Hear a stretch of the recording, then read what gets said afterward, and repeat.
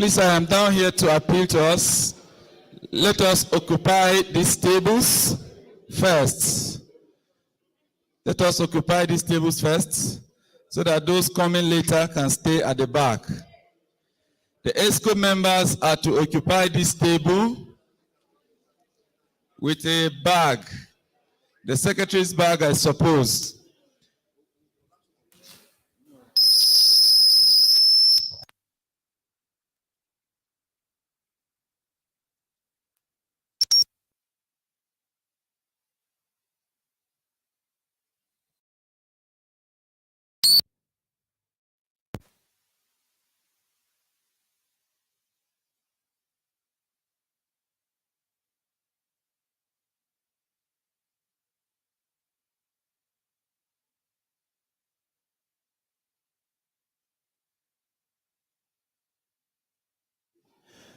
Members of ESCO, please, you are to take this table. Members of ESCO, Dr. Lydia, Dr. Gloria, Vice President, please take this table so that from time to time you can be called upon. Someone should usher the acting registrar of council. His table is here, all alone. Those who are just coming in, please kindly take your tables. Thank you. The Vice President will lead this table. ESCO members. Here. VCN.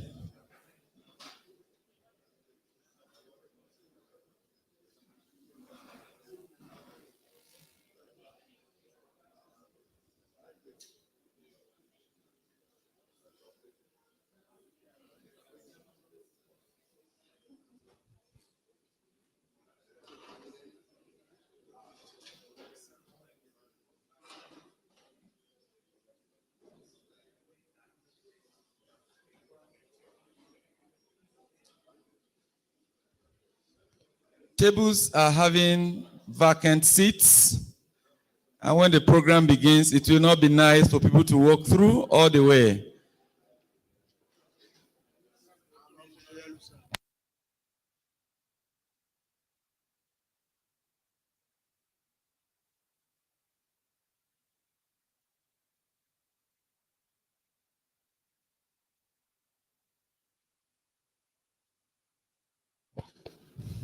Thank you, distinguished ladies and gentlemen. I'd like to, at this juncture, acknowledge and invite the chairman of this event, a renowned veterinarian, the Honorable Minister of State for Agriculture and Food Security, distinguished Senator Dr. Abdullahi Sabi, CON. Can we please put our hands together for him? He is currently represented by the CVO and Director of Animal Health and Clinical Services, Federal Department of Veterinary and Pest Control Services, Federal Ministry of Agriculture and Food Security, Dr. Musa Mohammed Inua. Let's put our hands together for our chairman as he takes his seat. Thank you very much. May I acknowledge and also welcome in our midst the keynote speaker for today. She is the Permanent Secretary, Federal Ministry of Interior. Distinguished ladies and gentlemen, join me as I welcome Dr. Mrs. Aisha Gogo Ndayoka. Let's put our hands together for Ndayako as she's moving to the high table. Let's jam our hands together for her very strongly. Thank you, ma'am.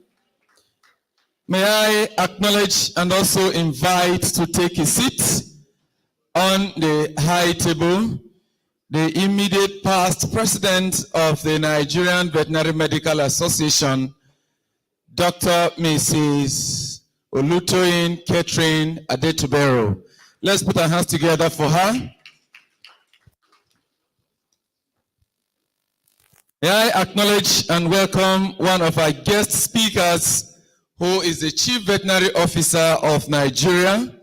He is Dr. Kolumba Teru Vakuru. He is also represented by Dr. Musa Muhammad Inua. Sir, you're welcome once again.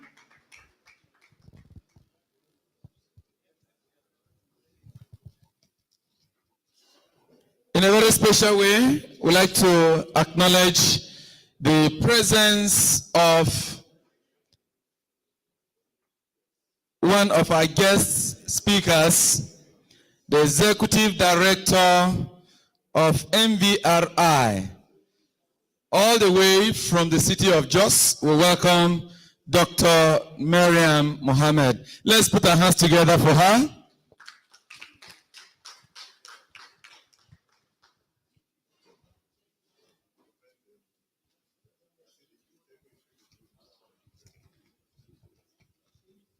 To be with us on the high table, we'd like to also acknowledge and welcome the country lead of FAO and ECTAD. We welcome Dr. Otto Vianney Mohinda. Let's put our hands together for him as we bring him to the high table. Sir, you're welcome. In a very special way, I'd like to acknowledge the presence of the acting registrar of council in the person of Dr. Datun Fadipe. For short, let's put our hands together for him. He's seated. In case you have not renewed your VNA, just come to this table and check if you had attended your continuing education last year. If not, you're not going to work. We'd like to, at this juncture, request the president of the Nigerian Veterinary Medical Association, in the personality of Dr. Moses Arokoyo, to please take his rightful place on the high table. Let's put our hands together for the president.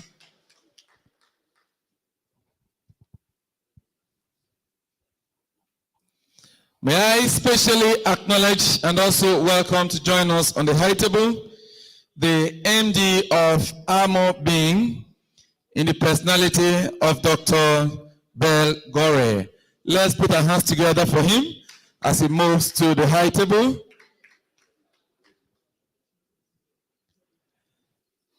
We take a moment to specially acknowledge other guest speakers if they are here, or their representatives. May I acknowledge and welcome very especially if he's here or a representative, but I know he's going to be with us shortly, the Executive Secretary, Agricultural Research Council of Nigeria, who is a guest speaker. I don't know if Prof is here, but we acknowledge Professor Garba Hamidu Sharabutu if he's here, or his representative. We'd like to also acknowledge very especially one of our guest speakers, the Acting Controller General, Nigerian Agricultural Quarantine Services, is already here. We welcome Dr. Sunday Audu, who is represented by the Assistant Controller General, Dr. Emeka Asegbu. Let's put our hands together for him as we usher him to the high table.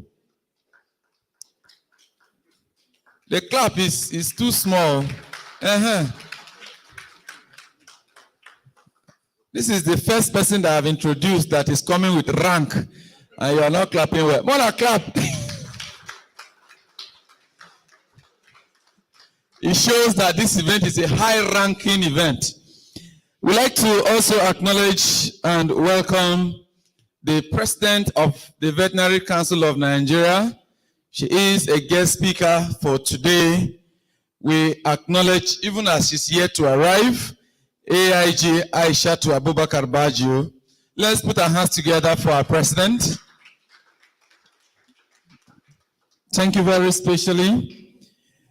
May I also take this time to acknowledge and welcome, if he's here, our representative,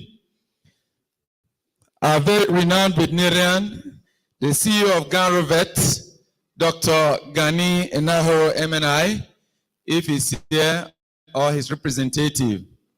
Can we please put our hands together for him? In a very special way, we take a moment to acknowledge all the ACE group members here present to kindly come and occupy their seats. And in no particular order, we'd like to specially acknowledge the National Publicity Secretary, Dr. Simiat Adeogun. Let's put our hands together for her. National Publicity Secretary, recognition, please. It's not easy. Thank you. Just give us a wave. Okay. She's doing good girl. You are doing like this now. It's very good. We'd like to also acknowledge and welcome the treasurer of our great association, Dr. Nuhu Madaki. Let's put our hands together for him. We'd like to acknowledge the National Financial Secretary, Dr. Lydia Chagwa. Let's put our hands together for her. Dr. Lydia, come and sit here. That's how I went for a wedding. I was calling my friends. Come to the high table, they were refusing. When they started sharing food, they started from there. We'd like to also acknowledge the National Assistant Secretary General and immediate past Publicity Secretary, Dr. Gloria Daminabo. Let's put our hands together for her.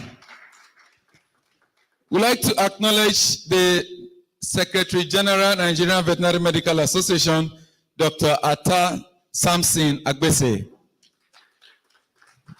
Thank you very much. Your cap come past Yoruba people oneself.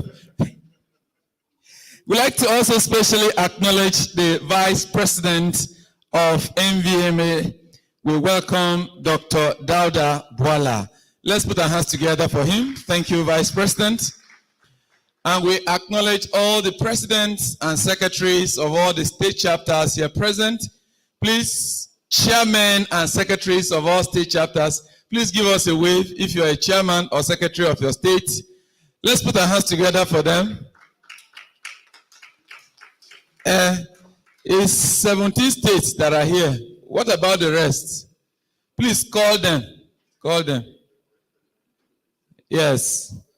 All right. We thank you very much. Without wasting time, I hope the DJ is ready so that we can take the national anthem. DJ, are you ready? The national anthem is on page 1 of the program. So you may turn to that page as we all arise and be on our feet for the national anthem.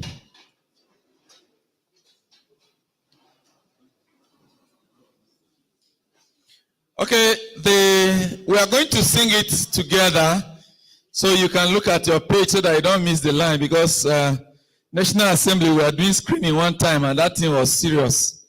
After the count of 2, 1, 2, sing. Arise, O compatriot, Nigeria's call obey, to serve our fatherland with love and strength and faith. The labor of our heroes past shall never be in vain. To serve with heart and might, one nation bound in freedom, peace and unity. Thank you very much. May I request the National Assistant Secretary to lead us in the second stanza of the anthem, which will serve as our opening prayer. It's on page 1. O God of creation. Thank you very much. Okay, so let's just take it together on page 1. O God of creation, direct our noble cause, guide our leaders right, help our youth the truth to know, in love and honesty to grow, and living just and true. Great lofty heights attain, to build a nation where peace and justice shall reign. Amen. Thank you very much. May we be seated.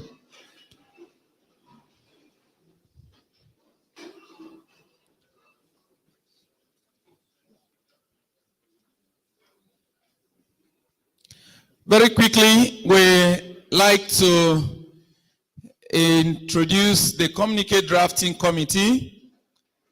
The following chairmen are going to serve in the Communique Drafting Committee. The chairman of Oyo State, if you are here, please, you rise up. Chairman of Oyo State. The chairman of Edo State. The chairman of Kwara State. Please come together, come to this table. The chairman of Borno State, chairperson of Borno State. Thank you, Prof.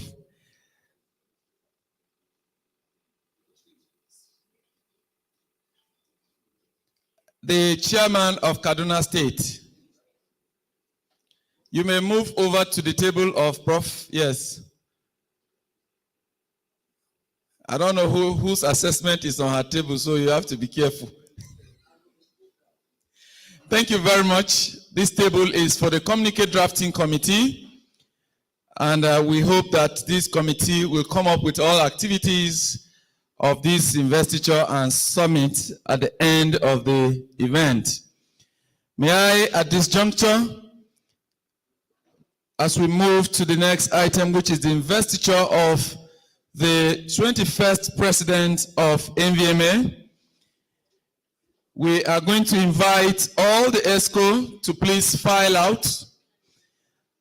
I invite the vice president, Dr. Dauda Boala, to please step forward. We invite the secretary general, Dr. Atta Samson Agbese, to please come forward. We invite the Assistant Secretary, Dr. Gloria Daminabo, to please come forward. Stand in that order. The Vice President will be close to the President when eventually he's called. The Financial Secretary, to the left. Yes, Secretary next to Vice Assistant. Financial Secretary, Dr. Lydia Chagwa. The Treasurer, Dr. Nuhu Madaki. The Publicity Secretary, Dr. Simiat Adeogun. May I request the President to please rise, Dr. Moses Arokoyo. May we please give a round of applause?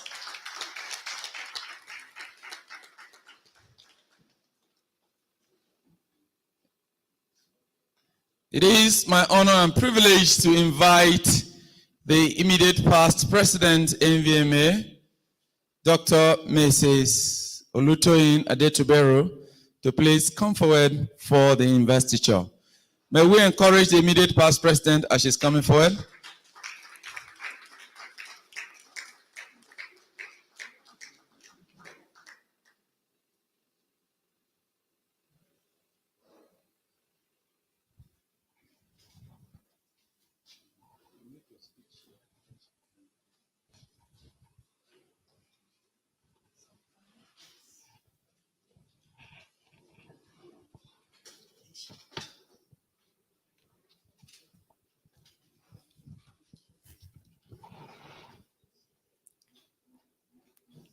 Our keynote speaker, Dr. Mrs. Aisha Gogo Ndayako, the the Permanent Secretary, Ministry of Interior,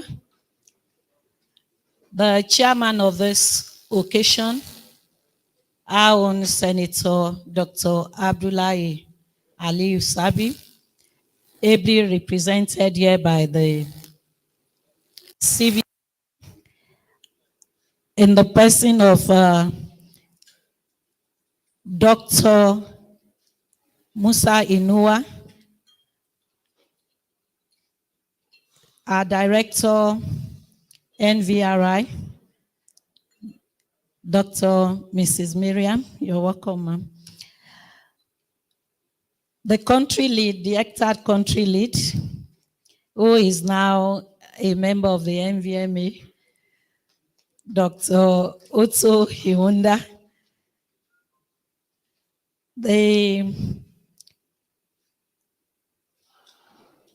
representative of Dr. Odunton here. You're welcome, sir.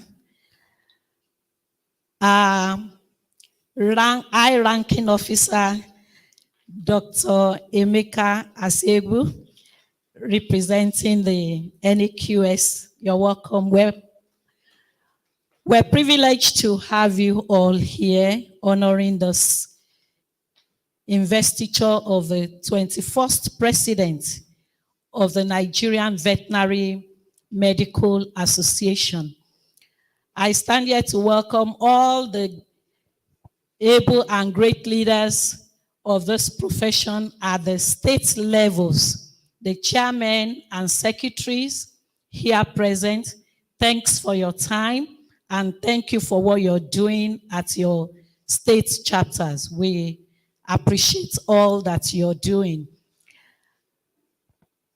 This is the time to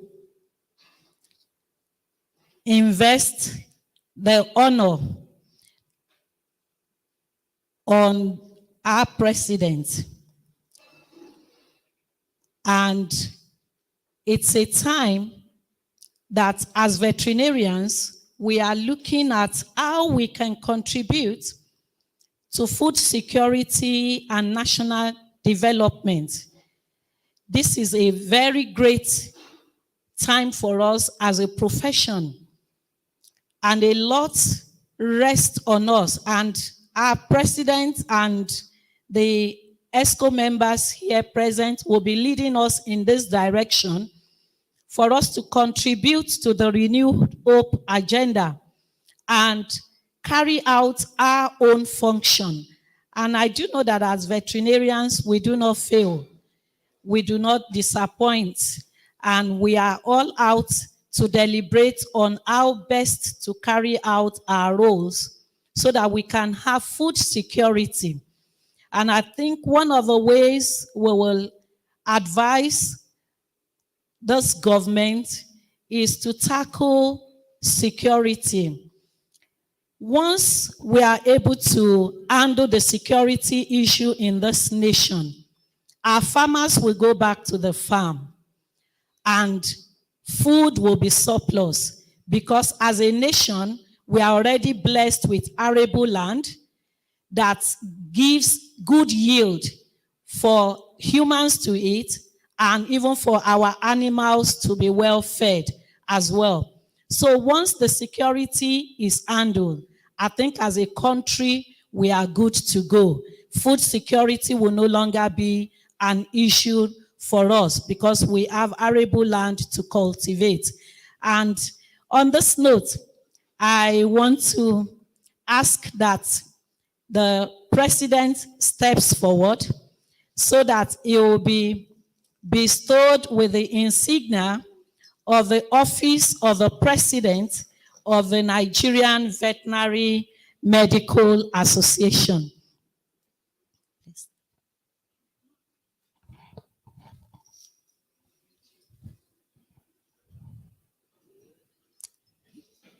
This is a very serious matter.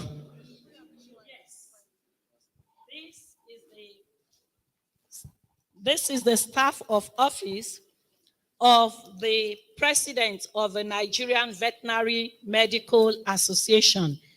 Every of this chain is carrying the logo of the Nigerian Veterinary Medical Association. And so today, the 6th of March, 2024, I bestow on you this insignia of the Nigerian Veterinary Medical Association as our president. Congratulations to you. Congratulations. You can see that the color of the suit the president is wearing has changed. It means that this man has become very hot. He represents the association. Let's put our hands together for him once again.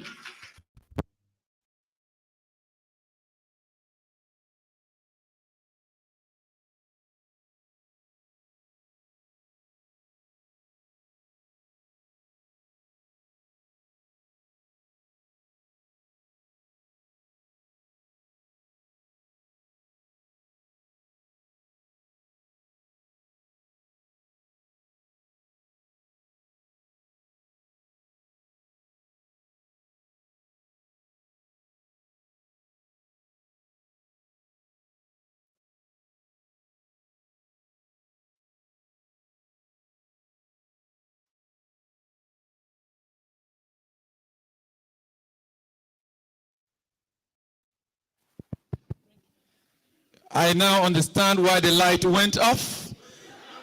Because the president of the Veterinary Council of Nigeria, the one and only Madam Capacity, arrived. Distinguished ladies and gentlemen, put your hands together for AIG Aishatu Abubakar Baju as she moves to take her seat on the high table. Her table can never be there.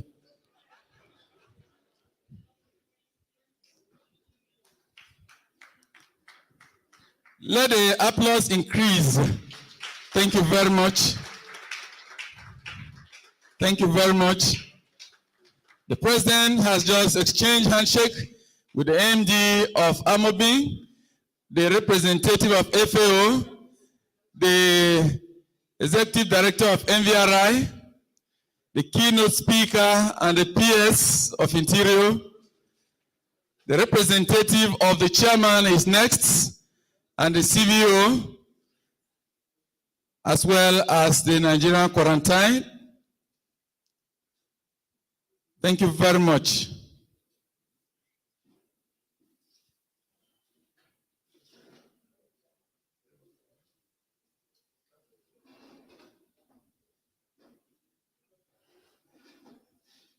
Thank you.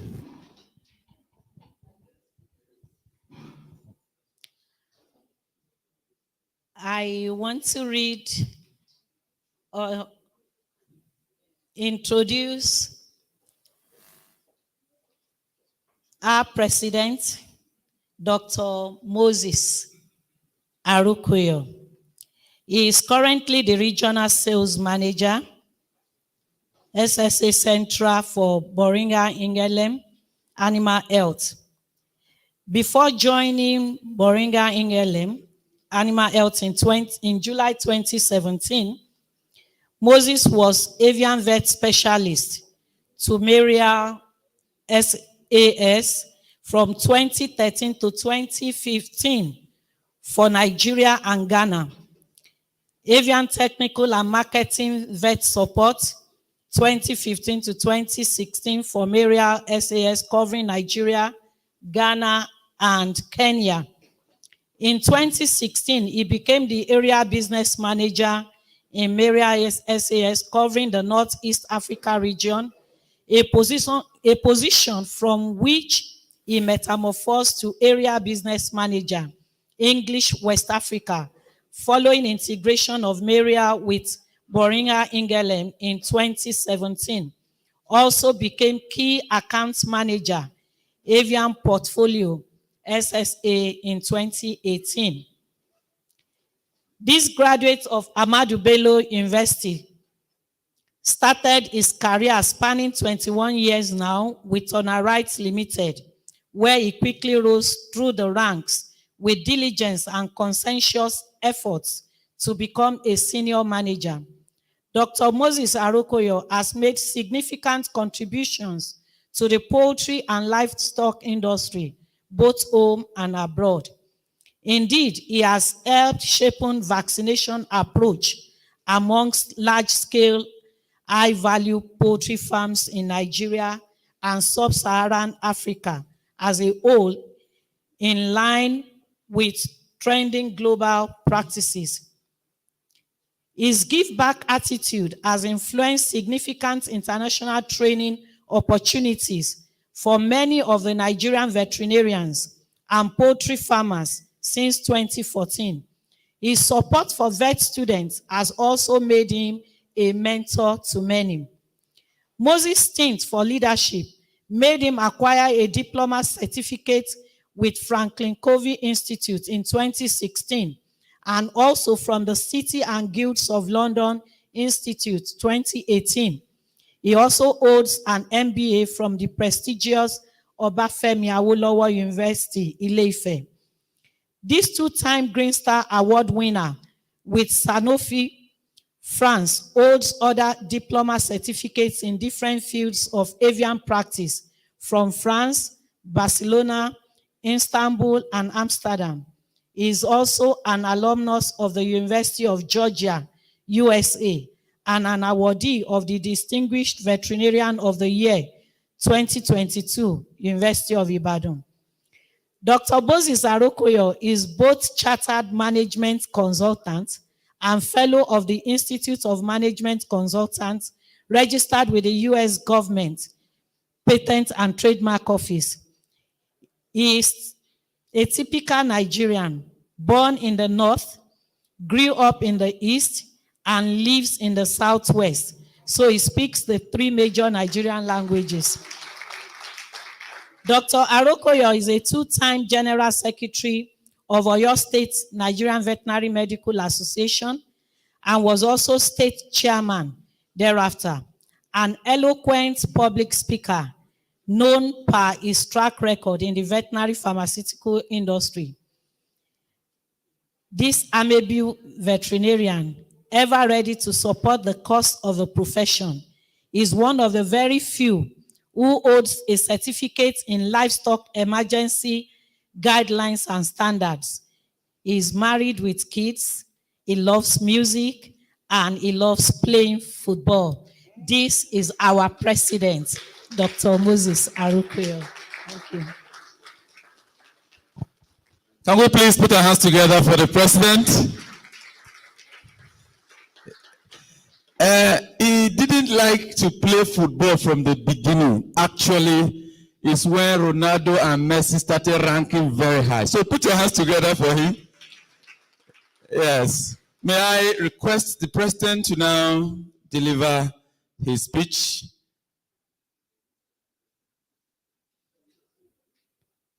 Thank you very much. Let's put our hands together for him.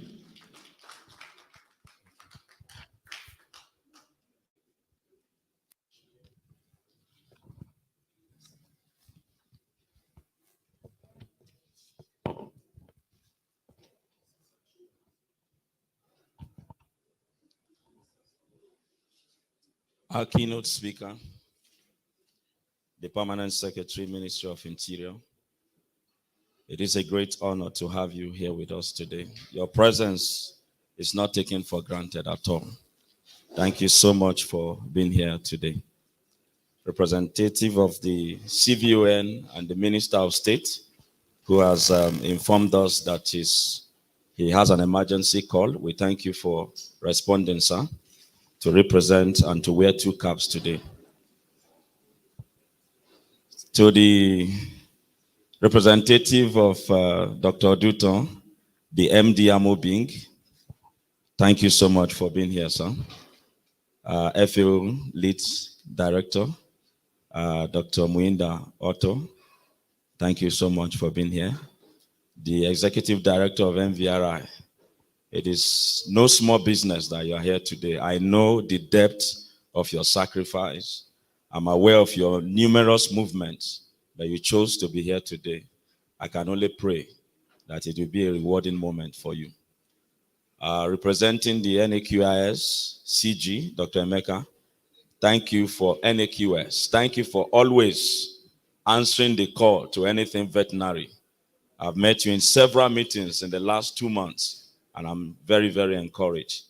Our own Madam Capacity, the president of the council, they took the light when you came, but it's still okay. The light is on, and we appreciate you for coming. The acting registrar, Dr. Fadikwe, thank you for being here today. And our latest MNI, Dr. Ganier Naharo, we appreciate your presence, sir. All protocols duly observed. State chairmen and secretaries traveling from across the country to be here today, we value your presence. And again, I want to say it's not taken for granted. From Borno State, from Edo State, from Delta State, from the far east, from the far north, from the west. We really, really value your presence and your attendance here. And I want to believe sincerely that we are going to have an impactful moment in this summit. My son asked me a question, made a statement some months ago. I have a son and a daughter, and once in a while we have meetings. I told my wife, these are the directors of this family. They are the board of directors. My first daughter is 13, my son is 9. but I hold them in high esteem because I know they are the future. And so from time to time, we sit down, we have meetings. So in one of these meetings, we brainstorm, we talk about the family, what don't you like, what would you like? And then I began to make a comment. I said, so in the future, we are going to do ABC. And my son said something I didn't hear. What did you say? He said, Daddy, you made a comment. You said, in the future. He said, I think that statement is not so okay. I said, why do you say that? He said, you and mommy are already in your future. So when we talk about the future, be talking to me and my sister, you're already in your future. You know, I told him, Isaac, go out. You know, because that brought so many things to my mind in that moment. Is this the future that I really planned for? I mean, if this is my future, am I supposed to be happy or to be sad? This is a very big statement. You are already in your future. When he went out, I told the mom, your son says you are in your future. Is this what you planned for? Are you living the reality of your future? From that day, I have not stopped running because I was not yet in the future I have envisioned. My hope today is that we'll begin to see the future that we envisioned for the veterinary community by the grace of God under this tenure. So this is my address. It is with scintillating joy that I welcome you all to this year's annual Leadership Summit and Investiture ceremony of the 21st President of the Nigerian Veterinary Medical Association. The veterinary profession in Nigeria has come a long way, and through many hurdles, we have come thus far. The current tenure under my leadership has come with a strong focus on bringing a tangible transformation to the veterinary landscape in Nigeria and our environs, while creating a sense of belonging for the generations that are upcoming. It is no longer news that 75% of the emerging and re-emerging diseases are of animal origin, that is zoonotic. Talk of Ebola, Lassa fever, anthrax, rabies, and so on. This has made it clear that the 21st century veterinarian has a huge task of being the global gatekeepers, securing public health and safety.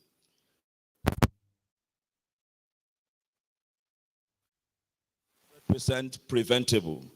What it means is that one death to rabies is one death too many, because it is 100% preventable. Indeed, there is no longer comprehensive, complete preventive medicine without the veterinary component.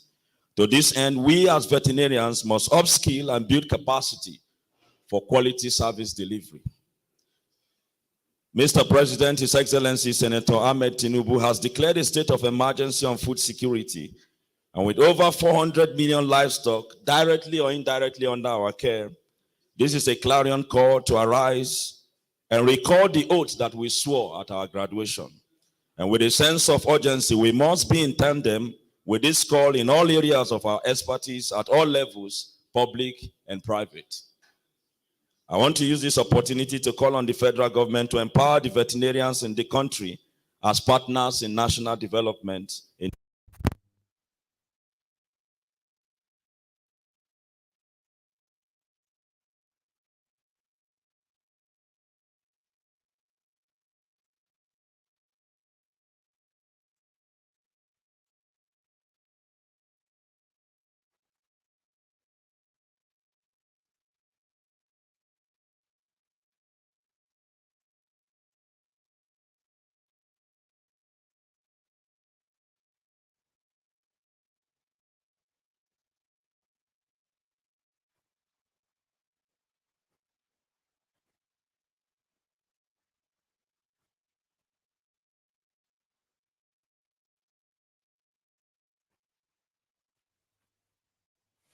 With the millions of livestock open to risks with just a singular decision. If the federal government have said they won't fund the Veterinary Council of Nigeria anymore, what it means is that by this singular decision, the over 400 million livestock that is in Nigeria have been open to risks. And if that be the case, then where is the food that we are securing? Please let the Veterinary Council be funded. It is critical to ensuring food security.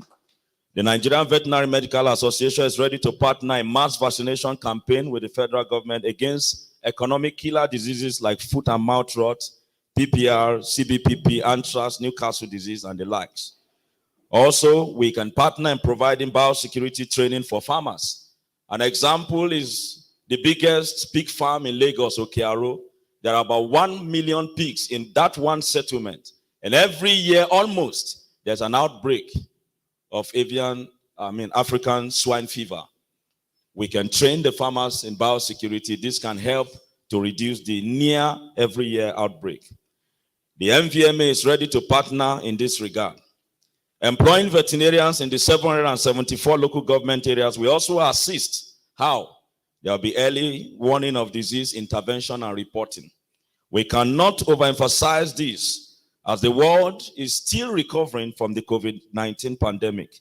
It takes only one disease in a remote area to ground the urgent, important things, the things we think are important. It takes just one disease outbreak in a remote area and the world will stand still. So we need to employ veterinarians in all the local governments. If given the opportunity, I dare say that veterinarians in Nigeria, under the umbrella of her parent body, MVMA, can turn around the national GDP. If so employed and empowered, we can train our farmers in cutting-edge livestock management, vaccine and vaccination. Since 2014, I've introduced cutting-edge, innovative ways of vaccination in most of the high-value farms, and it has proven very effective. Broilers are now being coiled at 33 days as against 100 before, to 90 to 80 to 45. Now we have high-value farms coiling their birds at 33 days by using modern technology of vaccine and vaccination. As MVMA, we can do that. And so we can reduce the harvest time with cost-effective, innovative intervention. We can, in PPP, set up projects where we can raise over 420 billion annually. And that is only one species. Somebody say, how do you mean? If I put together 10 million poultry, 1 kg of poultry meat is about 3,500.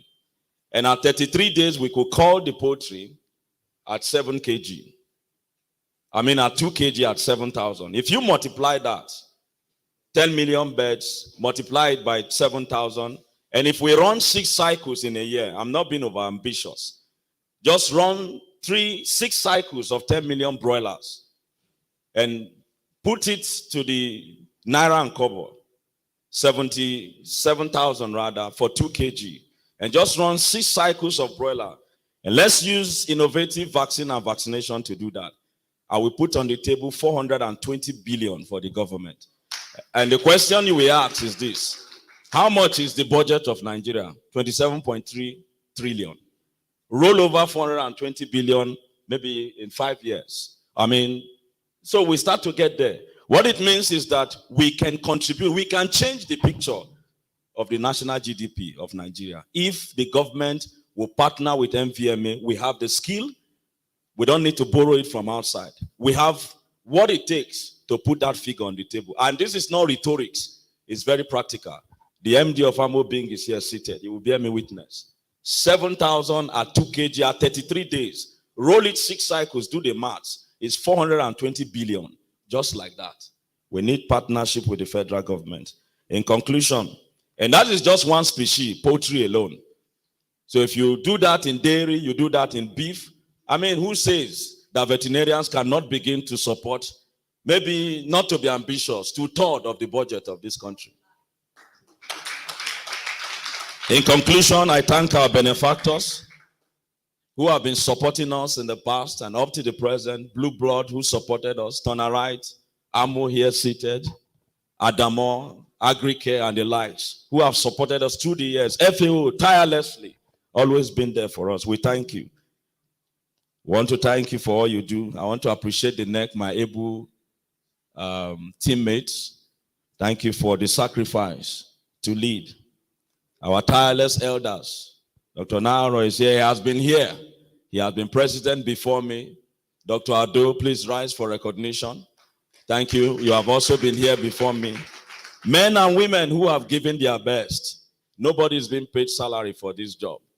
But we take on the leadership. We face it. We don't give excuse. we push forward so that we can answer we are in our future. In conclusion, I welcome you all to this year's All-Engaging Summit with the theme Reposition in the Veterinary Profession for Food Security and for National Development. Thank you and God bless you.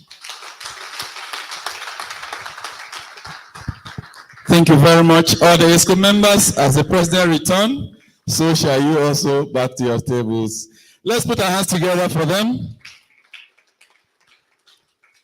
Thank you very much.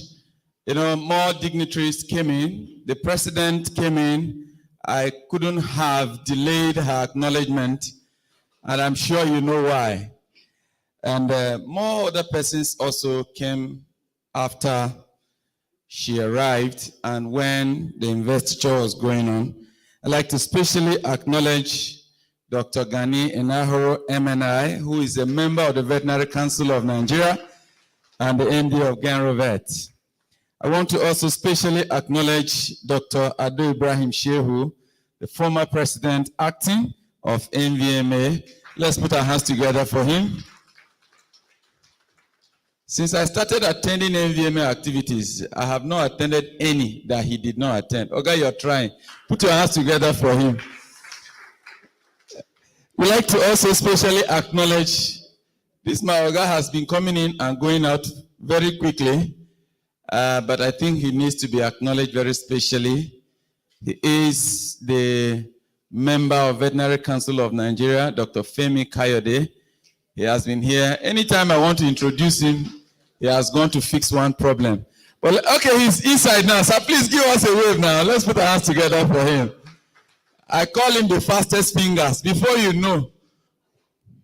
Thank you. May I, at this juncture, request our keynote speaker, the Permanent Secretary of the Federal Ministry of Interior, Dr. Mrs. Aisha Gogo Ndayako. Let's put our hands together for her as she comes forward to deliver the keynote speech. And I'd like to say that she was the first to arrive this venue, and she's been calmly and quietly seated until now. Let's appreciate her for that, please. Thank you, ma'am.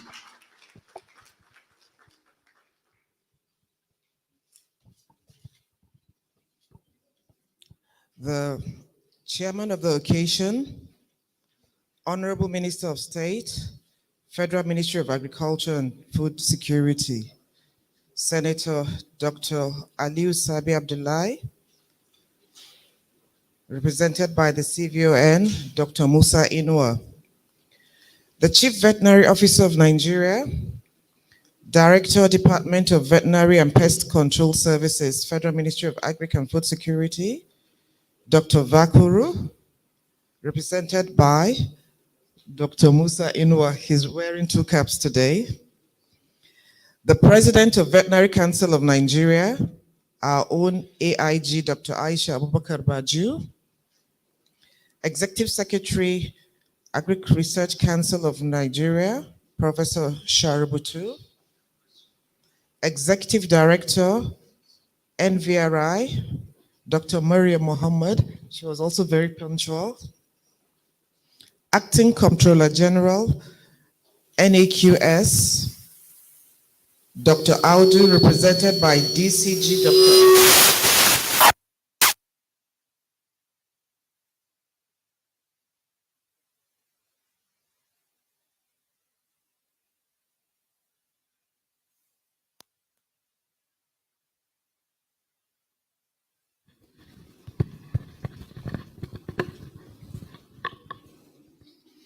Acting Registrar of the VCN, Dr. Fadik, the Lead Director, FAO, Dr. Otu, the President of NVMA, Dr. Moses Arokoyo, the EXCO of NVMA, State Chairman, distinguished guests, esteemed colleagues, ladies and gentlemen. Good morning. Today I'll begin with a quote by Nelson Mandela. He said, "National development is the result of the combined effort of every individual working for the betterment of the nation." I will say another quote by Peter Drucker. The best way to predict the future is to create it. Your son was right, Dr. Arukoyu. I am pleased and honored to be at this leadership summit and investiture ceremony of our dear colleagues, Dr. Moses Arukoyo, as the 21st president of the Nigerian Veterinary Medical Association. Dr. Moses, I congratulate you and felicitate with you on this outstanding achievement. You have worked hard to emerge as president of this great association. This is because of your dedication, hard work, capability, and your passion for our dear profession. Congratulations. Today, my task is to deliver the keynote address with the theme, Repositioning the Veterinary Profession for Food Security and National Development. This theme is not just timely, but it's apt, and it's also pivotal in our nation's quest for sustainable growth and prosperity in these extremely difficult times of global economic turmoil. This is not going to be an academic paper. It's an articulation of some of my views, and I'll comment with some definitions. I'd likely give an overview of the current situation and proffer some advice. According to the FAO, food security refers to the availability of safe and nutritious food in a country or region, as well as the ability of individuals within that area to access, afford, and source adequate food. Thus, for a nation to be described as food secure, there must be adequate, safe, and nutritious food, and this must be sustained. National development refers to the overall growth, progress, advancement of a country in various aspects such as economic, social, political, and environment. It encompasses the improvement of living standards, infrastructure, education, healthcare, governance, technology, and other areas that contribute to the well-being of that nation and its citizens. In Nigeria, the current policy for national development is His Excellency President Bola Ahmed Tinubu's 8-point agenda, of which food security, ending poverty, economic growth and job creation, improving security are key to veterinarians. Food security and national development in Nigeria are closely intertwined. The United Nations Population Fund projected that the world population will grow to approximately 9.25 billion by the year 2050. And as a result, food security has become one of the greatest challenges facing this generation, with the most acutely challenged regions being Sub-Saharan Africa and South Asia. In Nigeria, these projections are based on factors such as insecurity, farmer-herders conflict, armed banditry and kidnapping, adverse weather conditions, invasion of pests and diseases, the current economic challenges, including the fuel subsidy removal. Now, where do we veterinarians come in? Veterinarians contribute to food security and national development in several ways. As veterinarians, we are responsible for safeguarding the provision of wholesome food of animal origin by protecting the health and welfare of livestock and ensuring that food of animal origin are safe for consumption. Veterinarians are crucial to the development of new drugs for both human and animals. The role of veterinarians in research and development of drugs contributes hugely to the global pharmaceutical industry, as well as the Nigerian pharmaceutical industry. As you are aware, More than 60% of animal diseases are zoonotic, indicating a close relationship between animal health and public health. Thus, disease prevention and ensuring animal health and its service delivery is a global public good requiring sustainable attention and investment. In the context of national development, veterinarians must ensure that they have put in development of policies that affect our key competences. There is a need to update regularly the policies and acts that guide the practice of veterinarians in Nigeria, making it in line with global trends.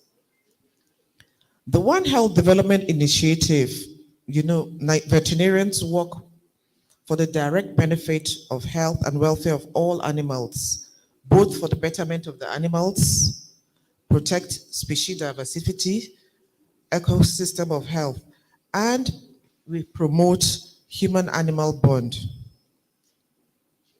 As veterinarians, we need to ask ourselves this: what strategy do we have in place to contribute to food security and national development?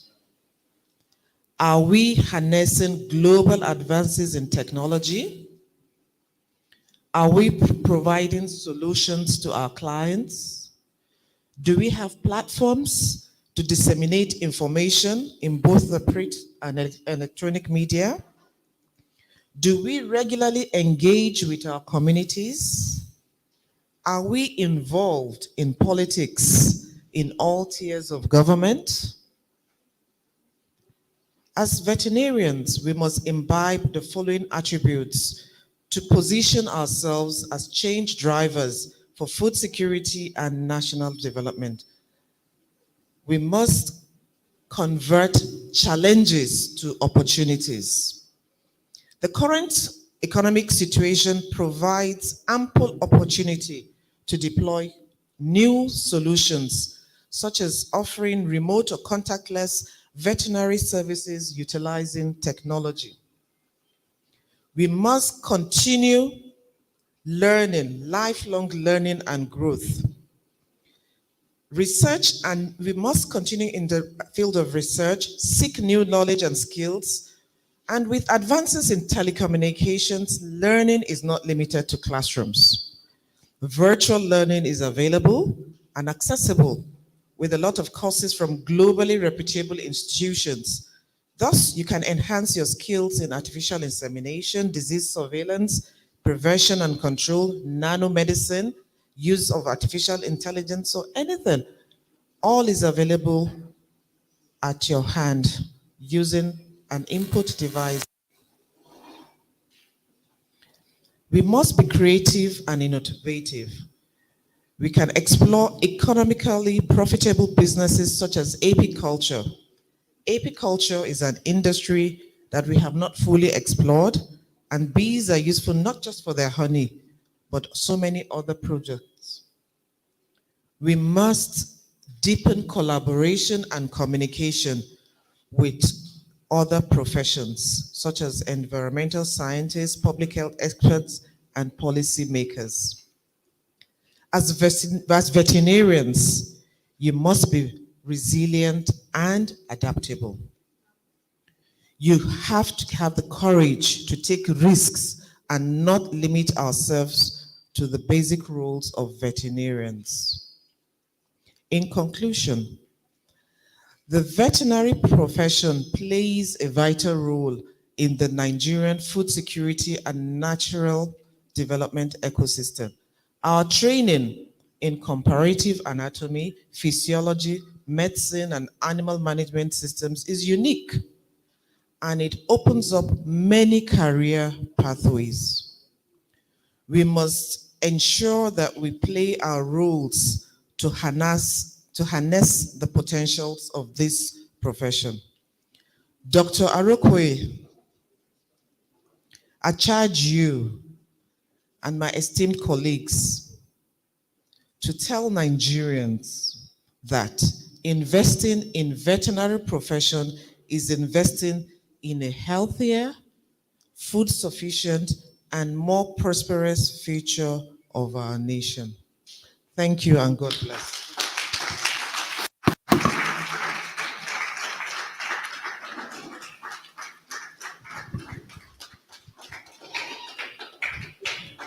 The applause are dying out.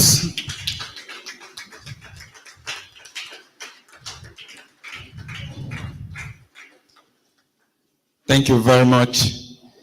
In life, it is said that nothing is permanent. It is only secretaries of her status that are permanent secretaries. Please put your hands together for her. Thank you.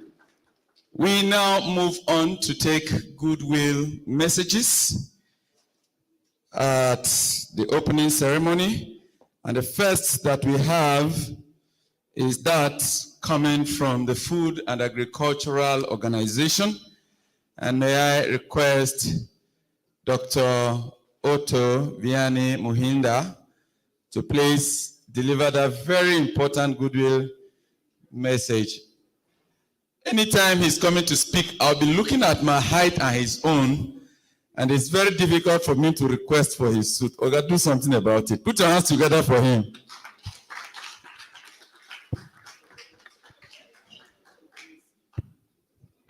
The suit is promised next time. Thank you very much to introduce me, the Permanent Secretary in the Ministry of Interior, Dr. Aisha, the representative of the Minister of State in the Ministry of Agriculture and Food Security, Dr. Musa, my own grand brother. I cannot forget the name of my own brother. The president of the VCN, my AIG, Dr. Aishatu, the president of NVMA, my brother Moses Arokoyo. I hope I pronounce very well your name because I like it. Arokoyo. The ED of NFI, my grand sister, Dr. Mariam, the representative of NAQS, Dr. Ebeka, my brother, the outgoing president of NVMA, my own sister, Dr. Altoin,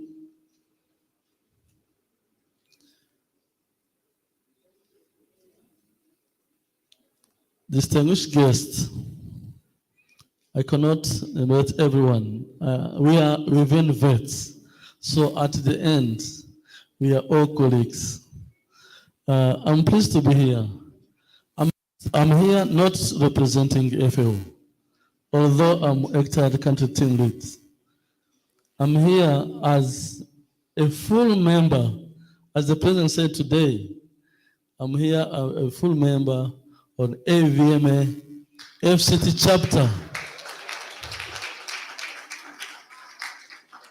I have found a house now. I'm part of FCT chapter. Because since I joined FAO in Nigeria in May 2023, I found a very conducive environment for my work in this country. Not only because I can drive and flight everywhere I want to go, but because I found a family, a second home, a veterinarian family that I enjoy, that I love, that I work with, and that I work within. That's why I'm very happy to be here today to enjoy and to invest my own brother, Dr. Moses Arokoyo, and I will not talk about my work today. I just want to talk about what the profession is, how the profession would be in the future. And I will not talk much of it because Your speech, Dr. Moses, is a reference. Is a reference to me. Is a reference for my next 3 years work plan. If you listen very well to what you said in your speech, I was really reading this again. If you listen to what you said, it's all about what I have to do in Nigeria, and all about what the profession is, where is going. So I actually want to stop here. I promise, I will come to you. We'll discuss. We have further discussion and conversation for collaboration to try to achieve what we want to do. I believe that is what the profession could do in Nigeria. I thank you very much and I congratulate you.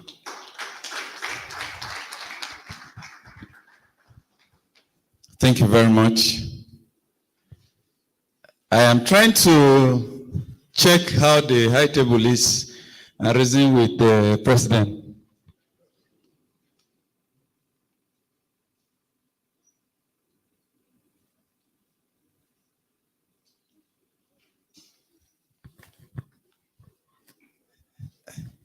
Thank you very much. Before we call for the next Goodwill message, I'd like to very specially acknowledge a renowned veterinarian who is a member of the Federal House of Representatives. In spite of his very busy schedule, he has found time to be part of this event. Permit me, ladies and gentlemen, to acknowledge the presence of the Deputy Chairman, House Committee on Communication, and the member representing Askira Uba, Federal Constituency of Borno State. Distinguished ladies and gentlemen, put your hands together for Honorable Dr. Midala Osman Balami. Thank you very much, Honorable Member. Please join us on the high table. The clap is very economical. Make it political, please. Thank you very much, Honorable Member. Everything on the table is arranged. You know, there is no how you invite a politician to the high table and he will sit down. He's doing constituency consultation and briefing. Because this is his constituency, the veterinary profession. Yes. Thank you very much. Thank you very much. Honorable Member, you are most welcome. Please, before you go, make sure I snap with you. Because entering National Assembly can be difficult sometimes. I show you a picture, I move. We'd like to very quickly invite the chairman of the occasion for his goodwill message and remarks at this point. I am talking of the Honorable Minister of State for Agriculture and Food Security, distinguished Senator Abdullahi Aliyu Sabi, CON, who is at this event represented by a very senior staff member of the ministry, himself a CVO, and the head of a very important department. Ladies and gentlemen, can we put our hands together for Dr. Inua, who is representing the minister and the CVON.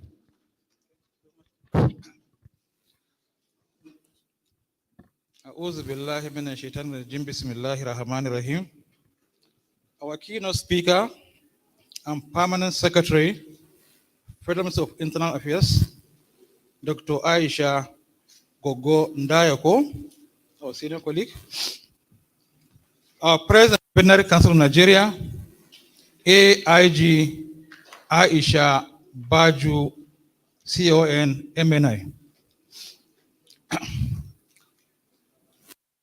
Secretary, Agri Research Council of Nigeria, Professor Garba Sharubutu, Executive Secretary, National Veterinary Research Institute, Dr. Maria Mohammed, member just joining us now, We are grateful you are around. We're just beginning.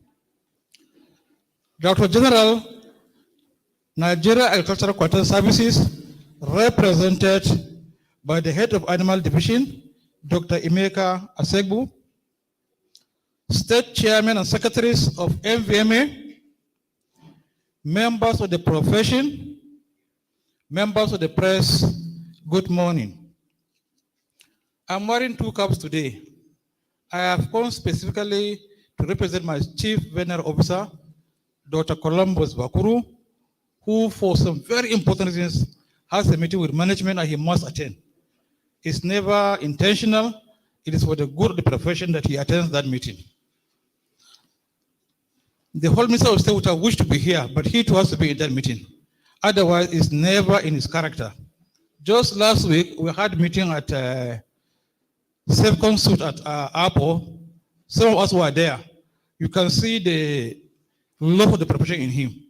He's a man who doesn't want to be interpreted by the profession. He is desperate and desirable to see that this profession moves forward. In fact, the very day we went to welcome to the ministry, he says, stop all these things. Bakuru, our profession is going down. It's not the vet that I used to know.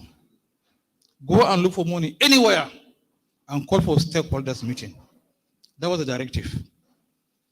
So when we met last week, we had thorough discussion from morning till evening hours. And those who are privileged to be there will see that really he means business. And I assure you, we have lost out this year, but definitely by 2025, something drastic will happen at the federal level.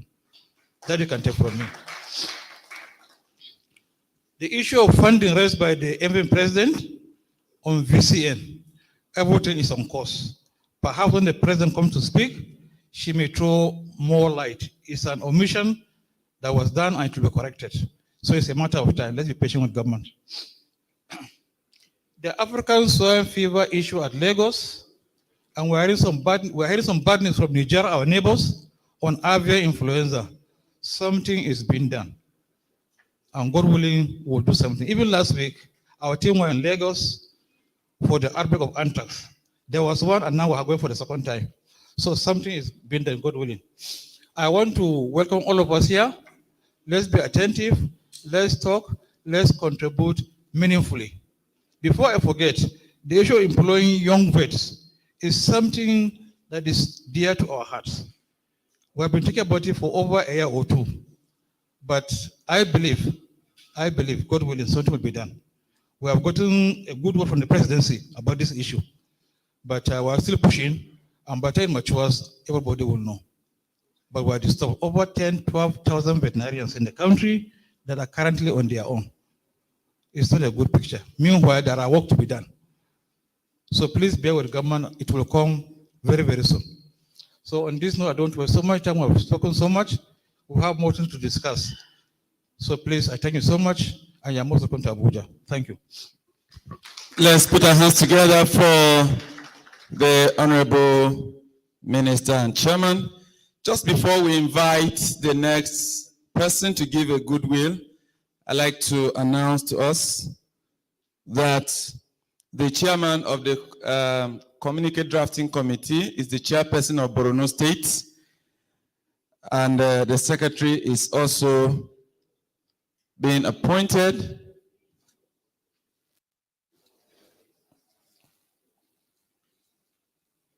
Thank you very much. I want to, at this juncture, request the MD of AMOB to please come forward and deliver his goodwill message. Let's put our hands together for him.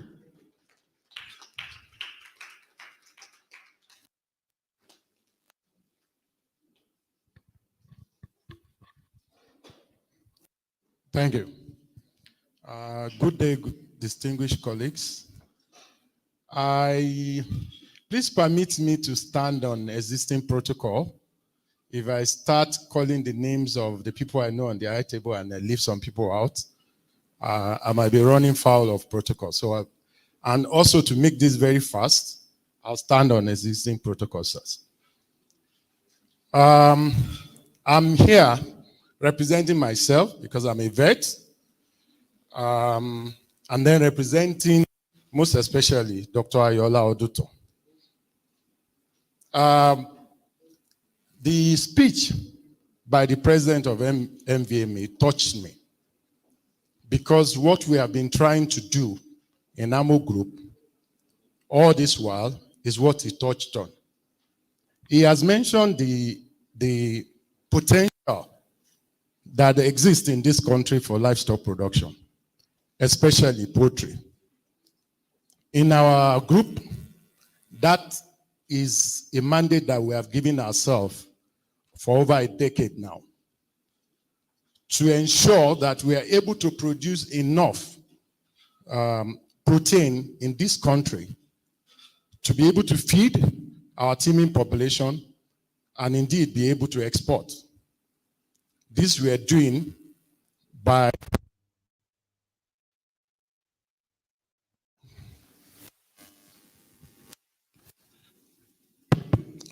this we are doing by heavy investment in broiler production, in beef cattle production, and in fish production. But like some of our colleagues here may know, anybody from AMO cannot have opportunity to talk without talking about Noila. I think the potential to be able to showcase our industry and to be able to achieve a lot of that food security also lies in Noila. By the way, Noila is a dual-purpose bird that was specifically developed in AMO Group for the Nigerian market. We have done a lot with Noila trying to place that specific bird, especially in the backyard, targeting the women for economic development and economic empowerment. That is very deliberate because for us, we feel that the best way to be able to utilize the Noila is to be able to raise the economic at that level and be able to increase protein consumption. Now, in the last 1 or 2 years, Noila has gone international.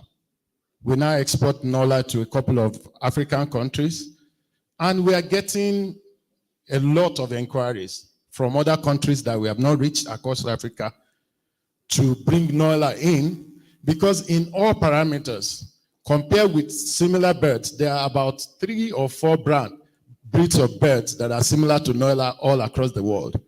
And Noila, in all parameters, is doing exceedingly well compared to these birds. So we're getting demand. We're getting inquiry about Noila from across the West Africa and indeed across Africa. So effort is ongoing. We are working collaboratively. I think while I'm staying in Abuja, I will see our colleague in the quarantine service. I would see the people in the FAO, of course, and I'll see the people in the ministry for us to be able to deepen collaboration, to be able to get Noila all across Africa. Imagine what Dr. Arokoyo has said, that if we are able to do 10 million broilers in a year in 6 cycles, if you translate that to what we can do in terms of broiler, in terms of Noila, it will even be more impactful, both from the point of accessibility, cost. These are birds that can free range like our local species, and they have less problem raising them. So the scope for our industry and the scope for our profession is very wide. We need to beat our own drum, and we need to get hard wherever necessary for us to be able to advance our cause. Lastly, before I go to sit down, we want to point that one of the things that I think we should do, President, is to try and standardize practice in Nigeria. Often when people talk from the perspective of government and even from the perspective of current practitioners, we are always talking about food security. Yes, food security is very important, but I think our pride as a profession and our importance as a profession will be better enhanced if we pay equal or even more attention to animal welfare and wildlife preservation.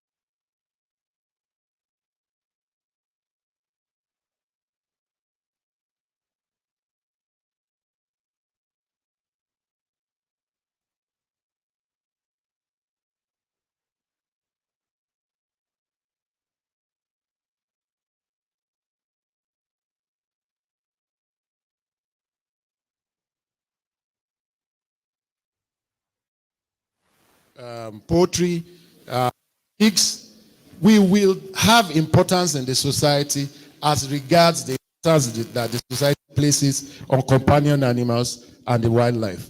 Thank you very much.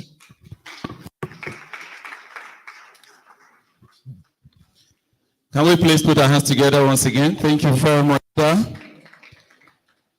We are going to have a technical session, and many of our high table members shall be making presentation. I know your heart is skipping as much as my heart is when you jump a very senior veterinarian on the high table to call another person to give a goodwill message. But let me quickly invite Dr. Gani Enahoro, MNI, to please come forward and give us a brief goodwill message. While he's coming forward, I want to specially acknowledge the presence of Dr. Abubakar Bala, who is here. You give me one of these caps today, I'll take it to Makodi. The cap used to fit you too much. Put your hands together for him. Thank you very much. Dr. Bala is a member of the council as well. Thank you, sir. Thank you. I just read something a few minutes ago that is not very right to say I stand on existing protocol. That is only common to Nigerians. So I don't want to stand on existing protocol, but I give you all my honors. I'm happy to be here. Our president is a unifier. I'm not sure in the past few years, we've been lucky to have a president, I was a president, that can bring back this association the way we have Moses Arokoyo. Congratulations. But this glory is not to him alone. We need to own it. The veterinary profession today is challenged. We have a lot of, I don't want to call it battles, have a lot of discomfort left, right, and center. I'm sure you are aware that the veterinary council is passing through a serious period in 71 years currently, isn't it? So we need a formidable association to do for the profession what had never happened before. We need to begin to reproject this association and this profession in a way that we will continuously be giving the respect we deserve in the country. When you talk about veterinary practice abroad, everybody will rate you very highly. Are we exactly the same thing here? The answer is no. But the challenge belongs to us. We can do it, and we have to do it. We will do it by cooperating with this president, Moses Arokoyo. Congratulations. Thank you. Let's jam our hands together for him. We now invite the Honorable Member House of Representative, who is a distinguished veterinarian doing us very proud at the National Assembly, to the microphone for his goodwill message. May I welcome Dr. M.U. Balami to please deliver his goodwill message. Let's jam our hands together for him.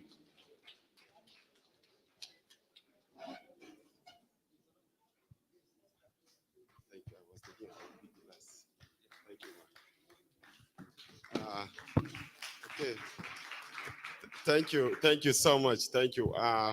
Please permit me to quickly recognize the chairman of this occasion, the Honorable Minister of State, Agriculture and Food Security, who is ably represented by our colleague, our senior colleague. Thank you so much for the eloquent presentation. The keynote speaker of this particular very important program, Dr. Aisha, the Permanent Secretary, Ministry of Interior, who I'm also ably a member of that particular committee that oversight that particular ministry. The president of this very, very noble profession, our noble profession, a profession that have stand out, Dr. Moses. Thank you so much, sir. And the ED of NVRI. Thank you so much, Dr. Mariam. We really appreciate your presence here also. And then the president of the VCN. Thank you so much, Ma, for your presence also to make sure that these programs happen. My colleagues and senior colleagues, professors and teachers. Thank you, Dr. Halima Gambo. I'm very, very delighted to actually be here with all of us. She has always been my favorite teacher. And I'm one of the students that has also distinction in pathology. So it's easy for me to quickly look at her and recognize that the impact. Thank you so much, Ma, for the privilege to be here as one of your students to also share my own thought with all of us. I'm happy because the caption of this program that talks about repositioning the veterinary profession for food security and national development. A lot have been said. I don't want to go back to begin to repeat what have already been said. And as you all know, in terms of the veterinary profession, our senior colleagues have already said much. I would only want to say one or two things. One, I will say that there is a need for us as veterinarians to actually re-innovate. Not just talking about innovation now, but we have to re-innovate. In the veterinary schools, a lot of political struggles happen. But immediately after the veterinary schools, all the potentials, all the brains will change this country, remain either lecturing or other few professions, maybe the food security and other this thing. I try to ask myself many times, why are veterinarians so restricted to area of participation in terms of programs? This has been the question on my mind. The answer is not far-fetched. The answer is that veterinarians, we have not been that unique family that we need to be. There is no politician that you see there as housing representative that make it on his own. Politics is about collaboration. Politics is about support. Politics is about unity. There are many of us here. We know how Nigerian politics works. You can be the most deserving and have all the characteristics that you can represent your people. But what will be lacking, it only will be resource. So if that resource is not there, it will be difficult for you to go through. When I said resource, I know that immediately our mind will go back to financial resource. It's beyond that. Sometimes you just need a goodwill message. Veterinarians were all over. I can tell you that there are some veterinarians that in Askira, Uba, and Howell, all they do was when they go for vaccination, all they do is that the right candidate for you is Dr. Midala. That's all. And that has scored me a lot of votes. And this is what is missing. That cohesion among us is missing. Because all of us, after graduation, your salary is enough to be on your own. And anybody that tends to pull you to come together, you say, I can do without anybody. I don't even want to disturb myself. And this has been the problem that has set us backward. As present right now, we have more than 5, 6, 7 medical doctors in the House of Representatives. I'm the only veterinarian. Now, the only veterinarian in the House. And let me shock you. I'm the only PDP man that won in Borno State.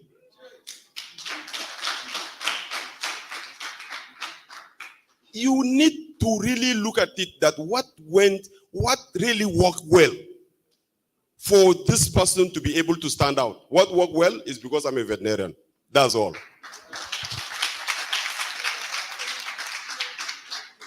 Any veterinarian that is serious in his life, you don't need to even have a job. Once you are a graduate, in fact, even if you are not a graduate, even if you are a dropout from a veterinary school, you can make it in life. This is it. This is it.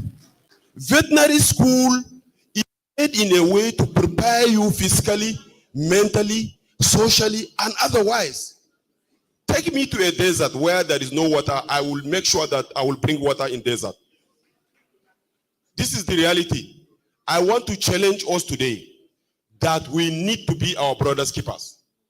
We need to change the approach. Next assembly, state assembly, national assembly, we need to see at least 40, 50 veterinarians on the table. It's doable. We need veterinarians because the veterinarians will have what it takes. Everything that is happening to this country is all about food security. Once there is food, nobody cares. Nobody will even ask you if there is light. Once the person is eating, you will not see any demonstration. Am I lying? Am I saying the truth? So Nigeria needs veterinarians. Food security can only be achieved when veterinarians are given space, but nobody will give us the space. We must take it. Nobody. I am saying this because from experience and from the struggle we have started for long, I know it, and I have seen it, and I have practiced it, and I have achieved it. It is very common in the struggle of the politics, people may misrepresent you. When I won election, the first day I won election, I received over 5,000 calls. So even some colleagues, even around this means somebody is already angry with me that once he wins election, he's not picking call. It's not true. Sometimes I hardly even sleep.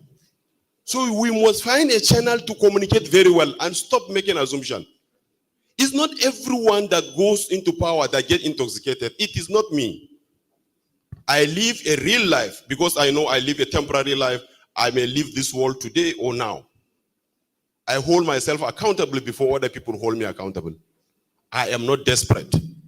I have a life to impact.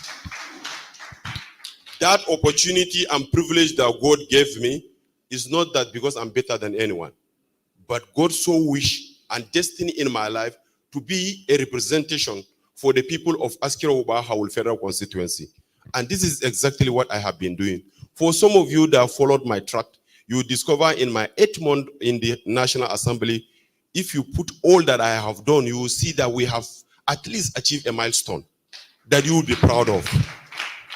So today, it's a privilege for me to come back to the family and say thank you for giving me opportunity to represent you at the House of Representatives. I will continue to reach out to all of our senior colleagues, and then we can forge another better way. So that this discussion does not end as just a discussion, we are going to swing into it an action that will follow suit. So some of you that are ready to participate in politics, open your ears, get in touch. Let's move together. Thank you.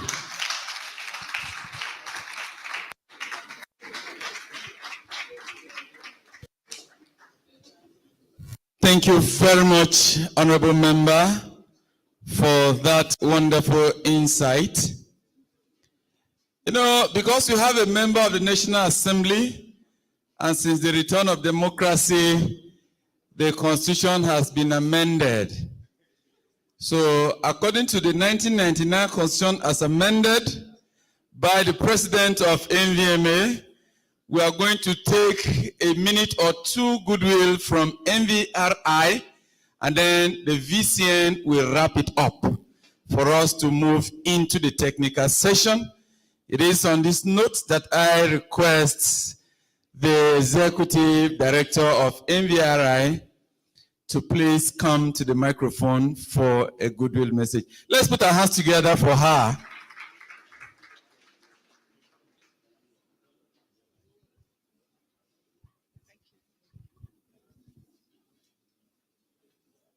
The chairman of this occasion, the Minister of State for Agriculture and Food Security, Senator Dr.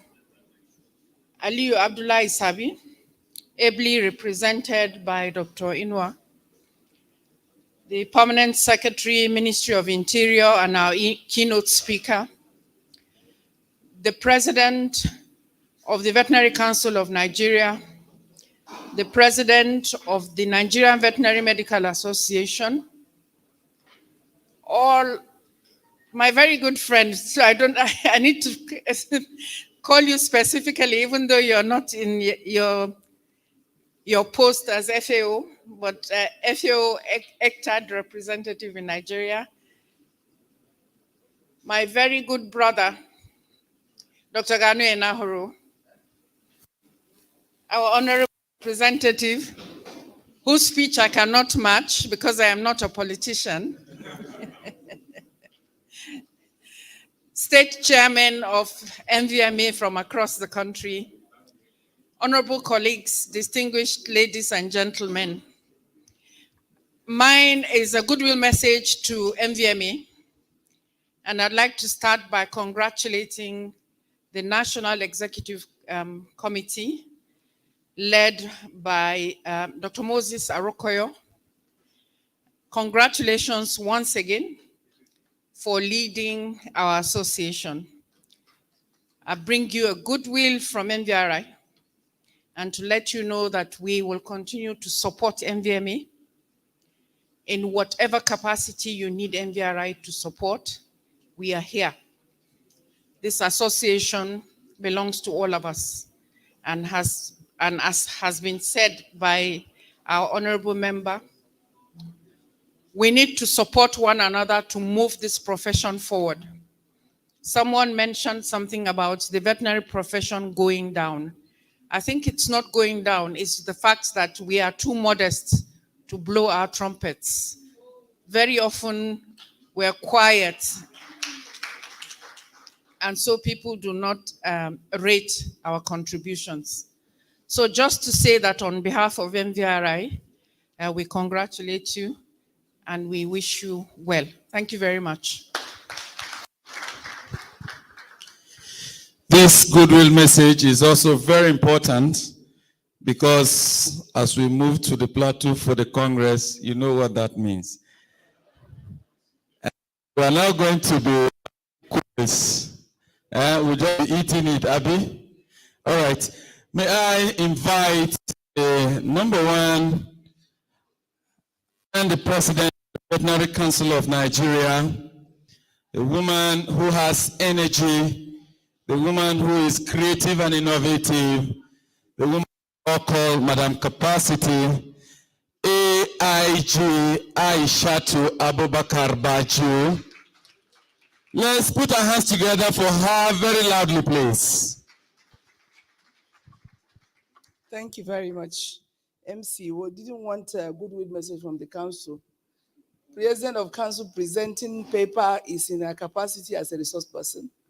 Goodwill message on behalf of council is also different. Thank you very much. Our highly respected honorable member of the National Assembly, my brother, whom I'm just seeing today, the Honorable Minister of Agriculture, Minister of State Agriculture, who is the chairman of this occasion, ably represented and doubly represented by our own brother. My sister, the Permanent Secretary, Minister of Interior, who has made us so proud. She's been very quiet, but achieving a lot. My big sister again, Dr. Mrs. Mohammed, I'm the executive director of NVRI, also a statutory member of council, our ECTAD representative, who has been very supportive to the veterinary community since he came in. My lost and found brother from AMO, Dr. Belgore. Respected members of the board of the Veterinary Council of Nigeria. Present here, we have the chairman of the Veterinary Practice Premises Committee, Dr. Gani Enahoro, MNI, my distinguished member.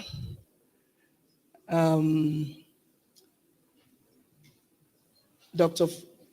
Femi Kayode, all the time is always hiding, the youngest member of council ever in the history of the Veterinary Council of Nigeria. Our acting registrar, the president, our brand new president of NVMA, my son, whom I'm also very proud of, representative of NACS, the former president of NVMA, all former presidents of NVMA, including my son also, Dr. Ibrahim, all the chairmen of NVMA state chapters, distinguished ladies and gentlemen, good morning. Yes, I know they say standing on the protocol. As Gani said it, when we're in NIPS, they always say do not stand on any protocol. You have to establish your own. You have to respect and recognize people, individuals. It is indeed a great privilege for me to stand here this morning on behalf of the entire board and to congratulate our president, Dr. Moses Arokoyo, and his very, very, how do I even describe his team? Very vibrant team. They have been shaking the veterinary community since they came on board. What we want now is collaboration, peace, so that we put our heads together, just like our PAMSEC said, because when we speak together, it is louder. I'm sure if my voice, we are close to 200 in this hall or thereabout, I have a very bad sense of calculation. But by the time we put our voices together, this one that I'm saying, when you amplify it 200 times, it makes louder noise, right? This is the time. We've said it. I said it during the last continuing education, that, what did we say? What is our theme? It is what? It's like we are not together. It is veterinary o'clock. This is the time for veterinarians. The member has said it. If you have food on your table, you will not even remember that there is no light. So the main issue now is food security. So this topic of today is very apt. And as council, we are ready to collaborate to provide the enabling environment for veterinarians to thrive, to maintain standard, and that's why we've taken certain steps to ensure that we sanitize the space for effective service delivery. We want to commend the initiative of our president and the CVON. We have seen that this is a time for us to put our heads together and cooperate. It is not time to fight at all. It is time to speak together with one voice so that we can make the impact. The President of the Federal Republic of Nigeria has challenged us. He has talked about veterinarians. He will say veterinarians, not just livestock industry, no. He has intentionally called our name. And when somebody calls your name like that, it is a challenge. And we must respond to that call by our president, especially in line with his renewed hope agenda. And I believe that is why we're here. And our honorable minister has also been very intentional about it. The whole of last week, we sat down stakeholders to come up with strategies on how to be impactful. So We want to congratulate on behalf of Council once again, this very dynamic team that is ready to work and partner with all relevant stakeholders to move this profession forward. On behalf of Council, thank you. And all the chairmen of NVMA chapters, we welcome you to Abuja. I hope by the time you leave, already there's a council stand somewhere, I'm sure, or if they have not set up, for you to be able, I hope everybody has downloaded his app. I'll make sure that my PAMSEC has her app before it leaves, the veterinary app, to update her app. And definitely by next week, we'll bring your digitized veterinary license. You might not need the seal for now because I know you're not practicing, but you need your digitized veterinary license. So, and I want to believe that by the time I want to urge all of us, by the time we are leaving here, please endeavor, we have a desk, veterinary council desk, for you to, if you have any challenge, for us to support you to download your app from your Play Store, update your profile, pay your annual practicing license for those that have not. Otherwise, it is going to show online to even your client that you are not registered to practice. So you must be registered to practice for us to be able to reposition the veterinary profession in the right direction so that we'll be able to filter out those that are spoiling this profession for us. Thank you. I wish us on behalf of Council once again a very fruitful deliberation and investiture which we have just witnessed of our brand new president. Thank you very much.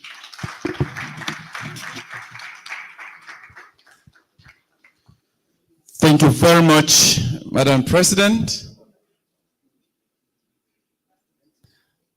With the permission of the President, would like to take the Minister's message as requested by his representative. Just a minute. Thank you, sir. Yes. Yeah, thank you so much. I am back on my request. I had requested that let me just give a word or two as per what the minister said when we met last week at Apple. He was saying that one, he is very, very, very proud to be a veterinarian and he has no regret whatsoever. And whatever he has become in life is because he is a veterinarian. But apparently, perhaps some of us are even shy to say we are veterinarians for whatever reason I cannot say. So please, I want to urge our colleagues, especially the elder ones who have either retired or are about to retire, to please join politics. This is where it matters. A whole National Assembly with 109 senators, over 300 and about 60 members, we only have one reps. It didn't speak well. And you know what he said. He was voted because of the goodwill he has with his people. It's when we have voices at the legislative, executive, they can make more impact. Whatever we say or do, if we don't have a voice, you waste a lot of time before you achieve what you want to achieve. So please, let us join politics with good hearts. Good heart to serve our people. We are very proud. We have one vet in the executive. We have one now in the House of Reps, but it's too small. It's too small. Let's be good to our people. Let them their service. They recognize us. When we bring ourselves to serve them, they will voluntarily go for us. Thank you. Thank you very much. May I request the Vice President of the Association to come forward and give a vote of thanks to this Honorable House, beginning with members of the High Table. Let's encourage him with a round of applause.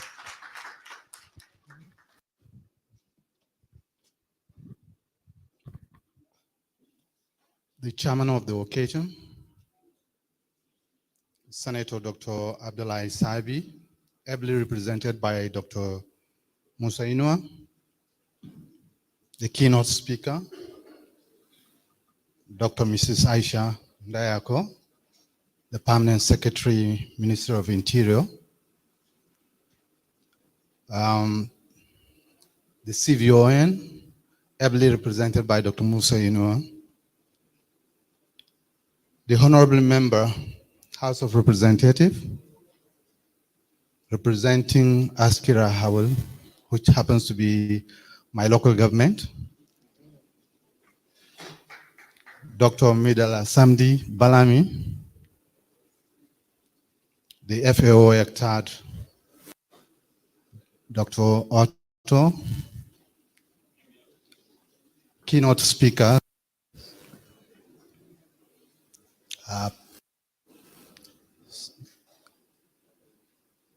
which includes the Executive Director, National Veterinary Research Institute, the President of the Veterinary of Nigeria, AIG Dr. Aisha Abubakar Baju, the Executive Secretary, Agri Research Council, Professor Garba Hamidu Sharubutu, the Acting Controller General of the National Agri-Quarantine Services, Dr. Sunday Audu, ably represented by Dr. Emeka Asebu, representative of Amobi Farms, Acting Registrar of the Veterinary Council of Nigeria, past President of the Nigerian Veterinary Association, including Dr. Gani Anahoro, MNI, Dr. Ado Shehu,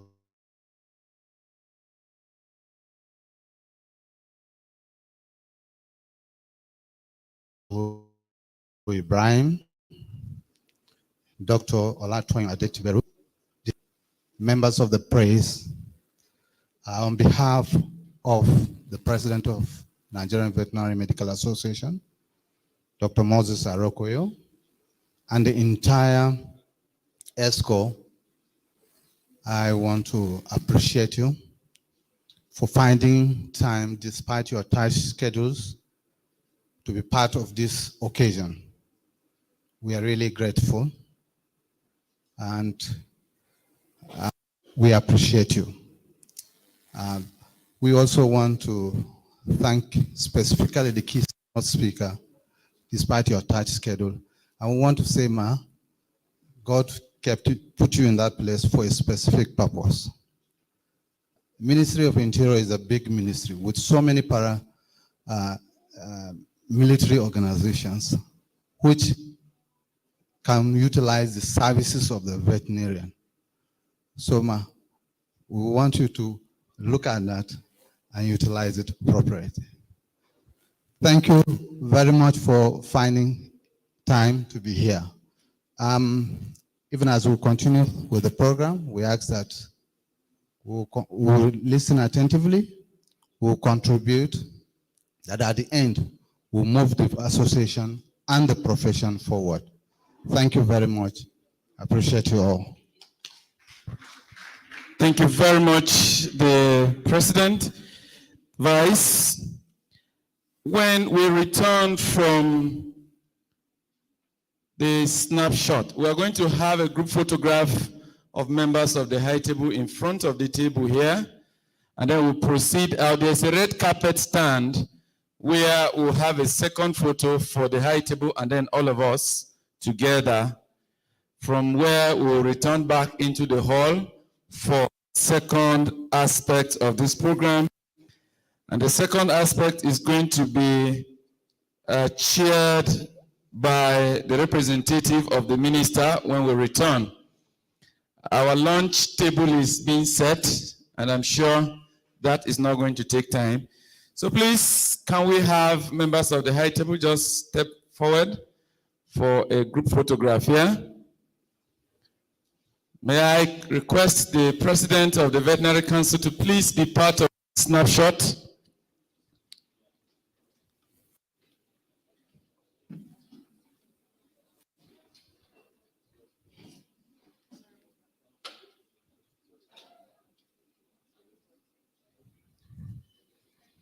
In front here.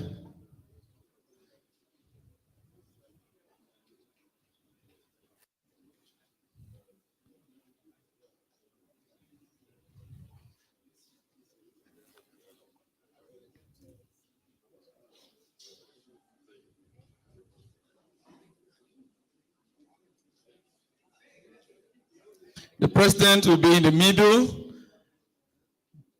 The VCN President will be close. Yes. Some members can go to the other side. Thank you. VCN registrar. Okay, it's fine. Yeah. Please, let us not take for granted the advice we received that veterinarians should contest elections and make sure they win.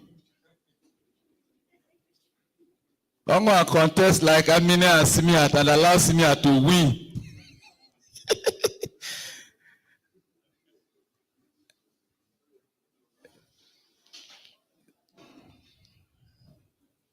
Thank you.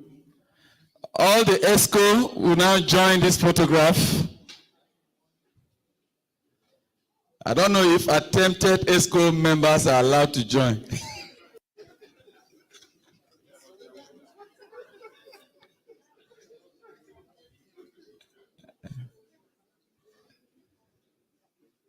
Thank you. Enter, treasurer.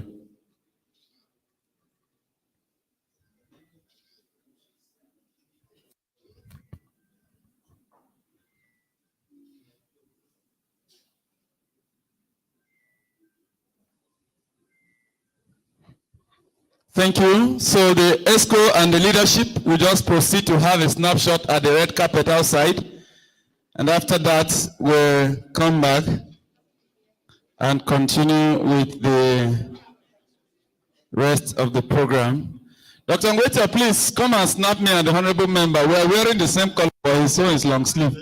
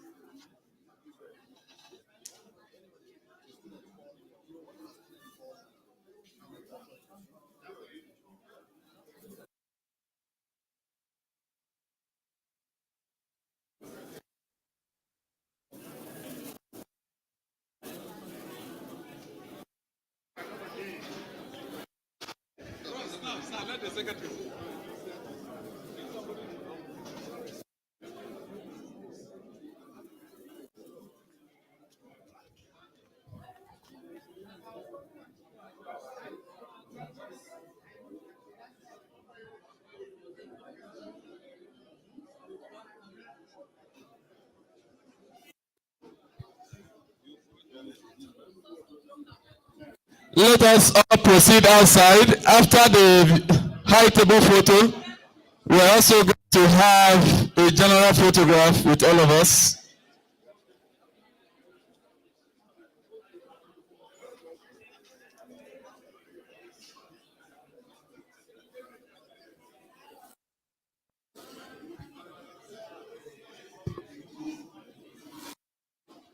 Let's have a group photograph outside.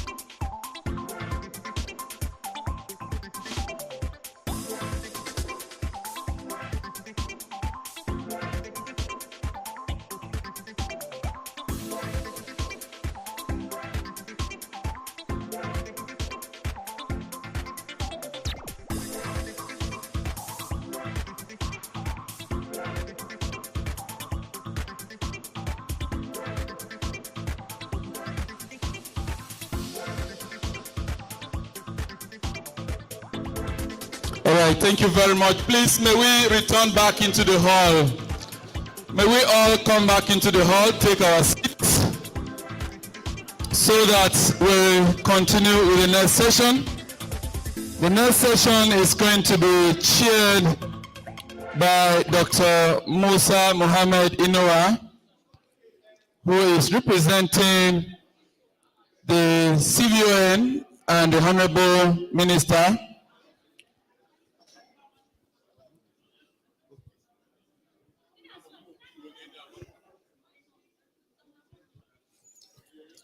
Please, if you're outside, kindly make your way back into the arena.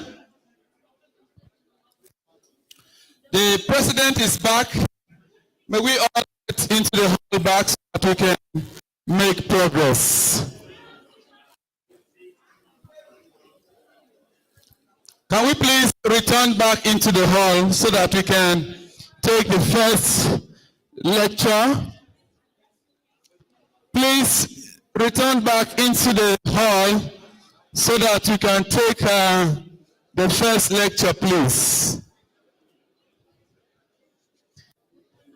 Please, can we please go inside?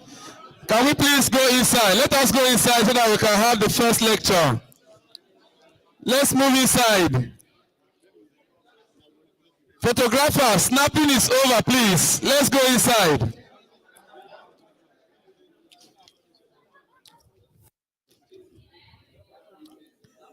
Please, may we all return back into the hall? Let us return into the hall.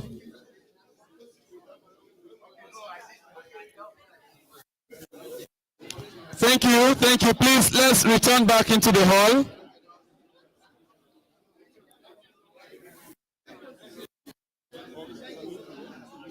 Let's get back into the hall so that we can take the first lecture as we introduce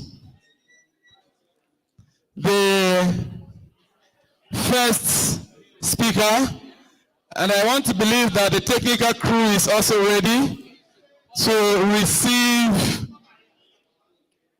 us. Can we have the slides on?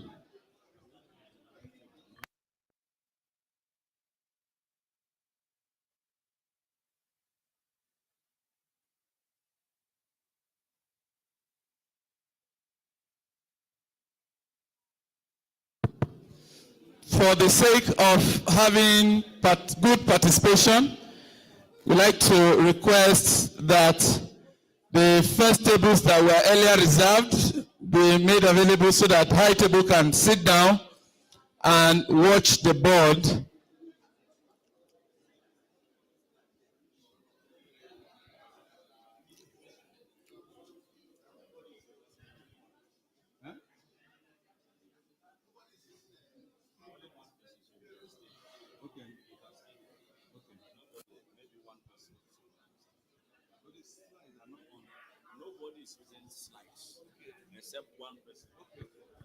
All right, thank you very much. Thank you very much. So please, may we settle down as I invite the first speaker. The first guest lecture that we're going to take is on the role of veterinarians in the renewed hope agenda. That is to be delivered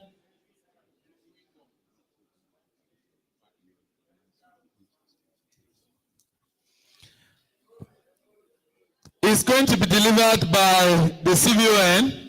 So we want us to get settled. Snapshots are still going on.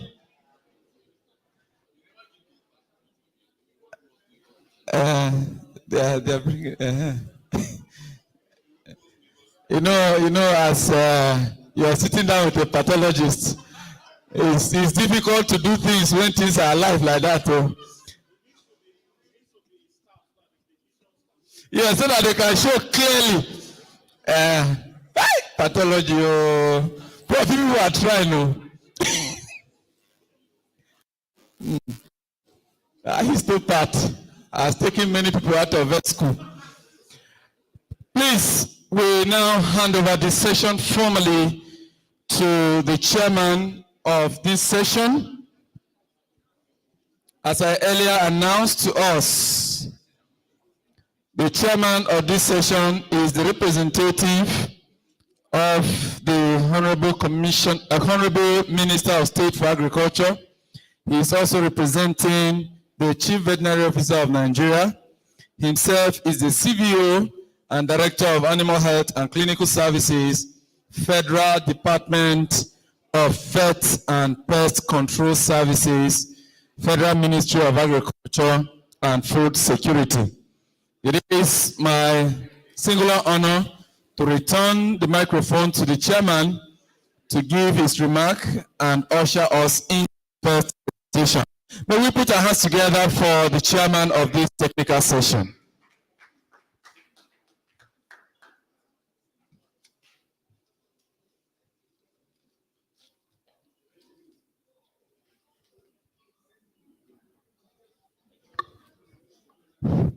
Hello, are we in? Hello? Those by the door, please, can you get us in? Please talk with them.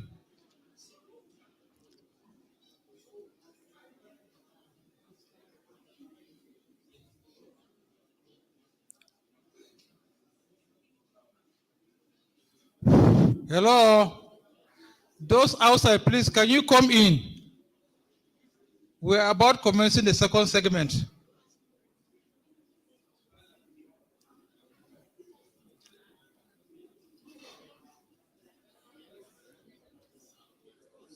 Hello, MC. MC. Can they come in, please? MC. Either they come in or you lock the door. Yes.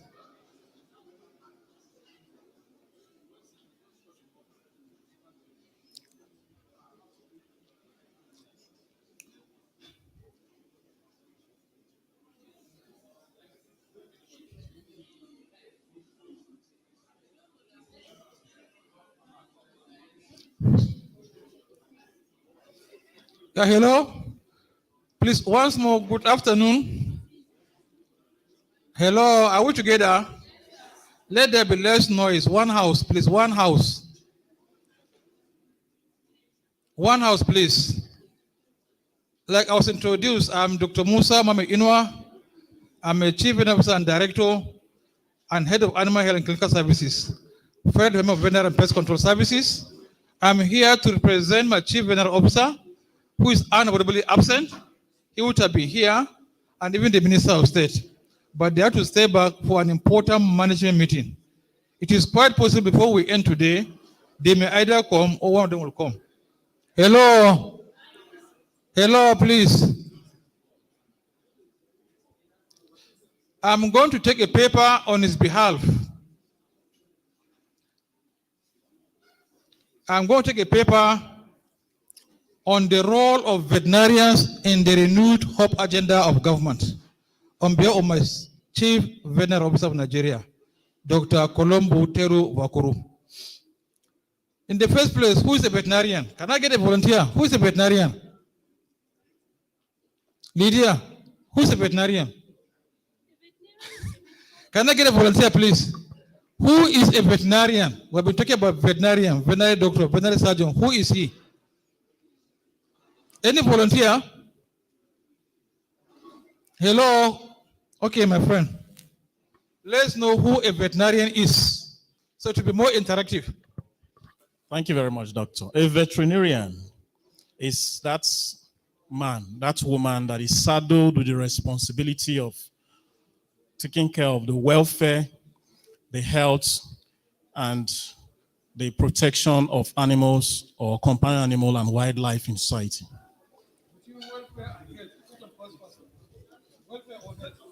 Health, welfare of the animal. Have you heard what he said? Hello? Have you heard what he said? Okay, by definition, a veterinarian is someone who diagnoses and treats disorders of animals, whether it is terrestrial animal, aquatic, or wildlife. Some other scientists define veterinarian as someone who cares for the health of pets, livestock, zoo and laboratory animals. Someone further to say someone who protects human health by addressing zoonotic diseases. And the last one is a veterinarian is someone who expands our knowledge of animal and medical science through research. Whichever way we take it, a veterinarian is someone who primarily is responsible for taking care of animal health, welfare, aquatic health, and wildlife. Is it okay? Then we need to know what is the renewed hope agenda of this government. When this thing was coined, there was no hunger in the land. Even hardship was not so much pronounced. But today we are living witnesses. We know precisely what is going on. We have food available in the market, but cost of purchase is a bit difficult for most Nigerians. So the economic revival plan that emerged from the President Bola Ahmed Tinubu Federal Executive Council inaugural meeting was anchored on 8-point renewed hope agenda. 8-point renewed hope agenda. Can we list them one by one? 8-point renewed hope agenda. Can we list them? 1, food security. 2, poverty eradication. 3, economic growth. D, job creation. E, access to capital. F, inclusivity. G, rule of law. And H, that's number 8, fighting corruption. Where will a veterinarian fall into this 8? Our minister will always say, of this 8 agenda, 4 is within the purview of our ministry. Are you talking about food security, poverty eradication, inclusivity, job creation? That is something that can be done easily from the Ministry of Agriculture and Food Security. After all, we know that almost 70% of our people are engaged in one form of agriculture or the other. He's into either this arable crop farming, fisheries, or livestock. 70%. So out of this 200 million, nearly 150 million are engaged in agriculture. How many votes do you need to become president in Nigeria? How many votes? Buhari got about 12 million. The present government got about 8 million. But you have 150 million farmers waiting for you to take care of their lives and in turn put foods on our table. So like the member was saying, once we extend our goodwill to our people, the sky will be your limit. And we have the easiest means to meet the needs of our people. Some basic things. Give somebody just ordinary seeds, improve seeds. He is done with you.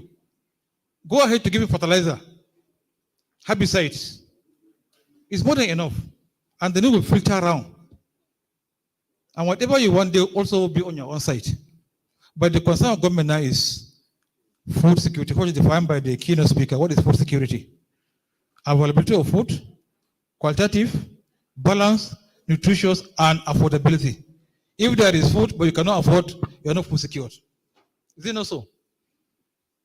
So the veterinary profession and renewed hope agenda, it is a comprehensive strategy aimed at revitalizing the veterinary profession in Nigeria. It focuses on enhancing the role of veterinarians in promoting animal health, public health, and economic development. The agenda emphasizes the need for veterinarians to be actively involved in policy making, research, and capacity building to address emerging challenges in the sector. Its significance lies in the potential to elevate the status of veterinarians, improve the quality of veterinary services, and contribute to the overall development of the country's livestock subsector. Do you know the value of livestock industry in Nigeria? The value is over 30 trillion. That's the value, 30 trillion. It's a very, very big industry. However, 90% of our ruminants, cattle, sheep, and goat, is in the hands of very primitive set of people called the pastoralists. They are doing their best. With their little knowledge, they're able to maintain this large number of animals. How many of us, as veterinarians or life scientists, are into livestock businesses? How many? Well, for the veterinarians in the private sector, they are doing very, very well. But how many are engaged in productive livestock husbandry? we are done, we set the pace for others to copy. So it's a big challenge to us, not only veterinarians, we have our privates, we have our animal scientists to show the way. So I can go to Dr. Bala's ranch, let's say at Gwagwalada, and be proud that yes, I'm in a ranch owned by a professional. And he becomes the eyes of the people. Oh, I've seen a very good ranch, place A, B, and C. I want to go and do it in my own community. Then unfortunately, the insecurity in the land is not helping matters. But we pray it will be permanent. It will certainly go with time. What is our livestock population in Nigeria? I have a range of figures here. Cattle, 26 million. Sheep, 50 million. Goat, 88 million. Pigs, 8.9 million. Rabbit, 5 million. Donkeys, 1 million. Horses, 129,000. Chicken, 465 million. President MVMA, am I correct? Almost 500 million. That's both domestic and local chickens. We have guinea fowl, 64 million. Ducks, 36 million. Turkey, 3 million. Pigeon, 5 million. Geese, 200,000. Ostrich, 4,444. That's 4,000 plus. The agri GDP, as of 2022, it was 23.69 million. 10% of this is coming from the livestock sector. So you can imagine what it is contributing to the nation. The agri GDP is even higher than what the oil contributes to Nigeria. But everybody's eyes is on oil, and oil. So what is the role of veterinarians in the Renewed Hope agenda? One, veterinarians play a decisive role in advancing the Renewed Hope agenda through their expertise in animal health, public health, and economic development. They are essential in ensuring the health and well-being of animals, which is fundamental to the success of the livestock subsector. Veterinarians also contribute significantly to public health by preventing and controlling zoonotic diseases, thus protecting animal health. Veterinarians are the key players in promoting sustainable agricultural practices and enhancing livestock productivity, which are central to economic development. Their involvement in research, policy making, and capacity building is vital for the successful implementation of the New Hope agenda and the overall advancement of the veterinary profession in Nigeria. Veterinarians are key in promoting sustainable agricultural practices and mitigating the environmental impact of animal agriculture.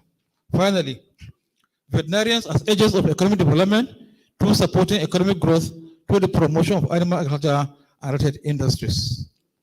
What have we as a department at the federal level done in the past 1 to 3 years?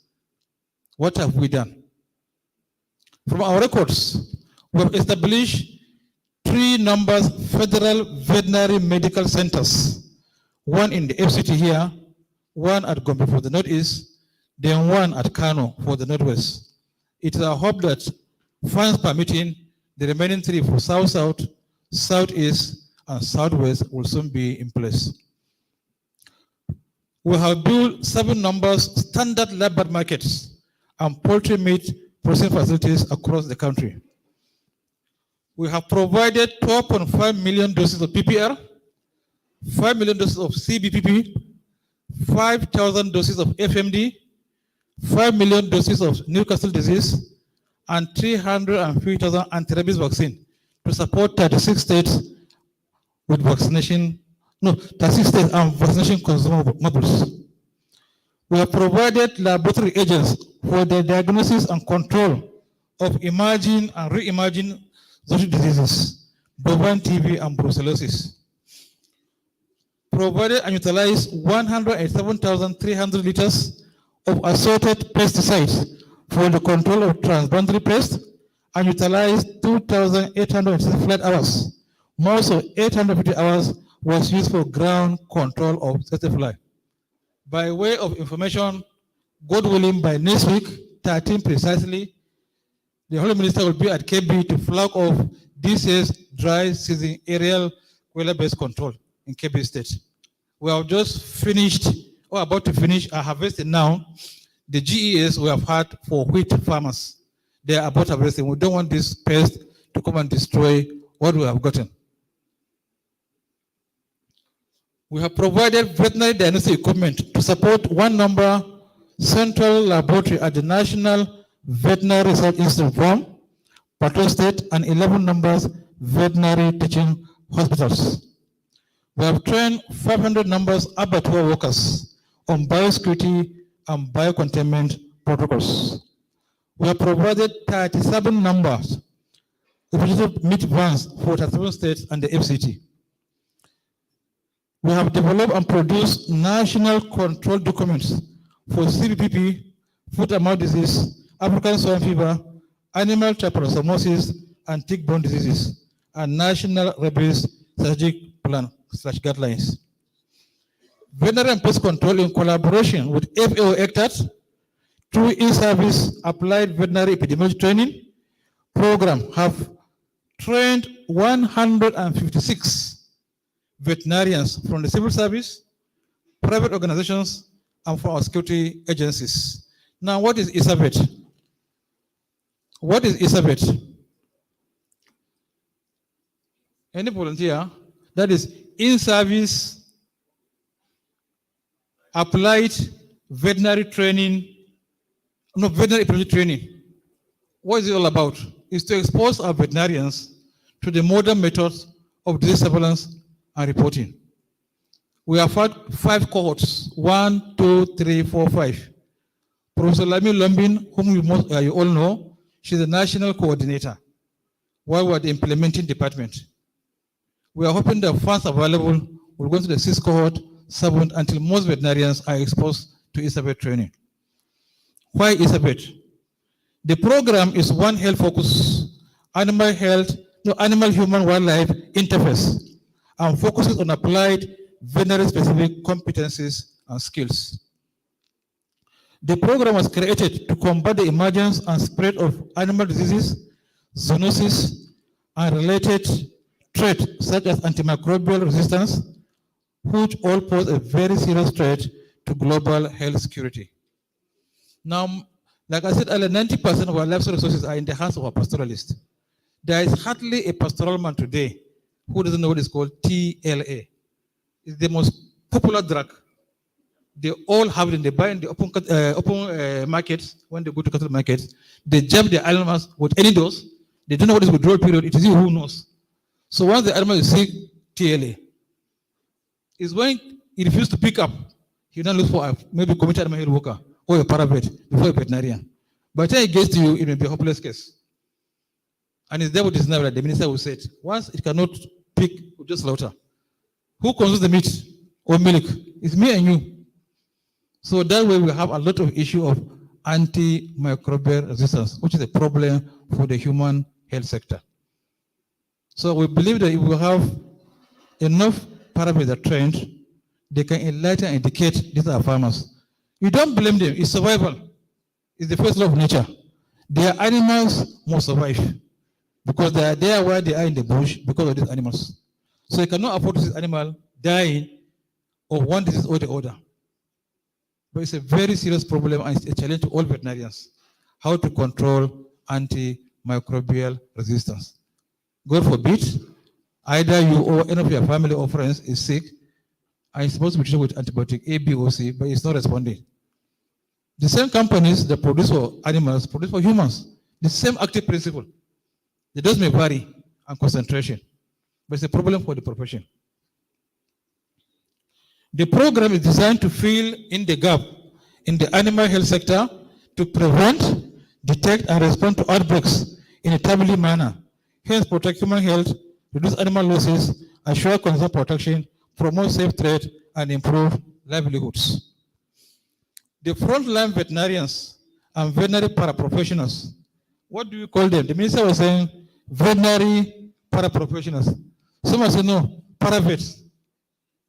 But the general is that paravets is more useful. Have strong ties to the community level. They are always there with the owners of the animals. Unlike me and you, they like to stay in the cities. They are always found with their people. That's why this training of paravets and community animal health workers is very important. I was involved in one community animal health training in Borno State. funded by the French government through what we call PARE. There is a pastoral reserve. It's an NGO owned by late Army Joda.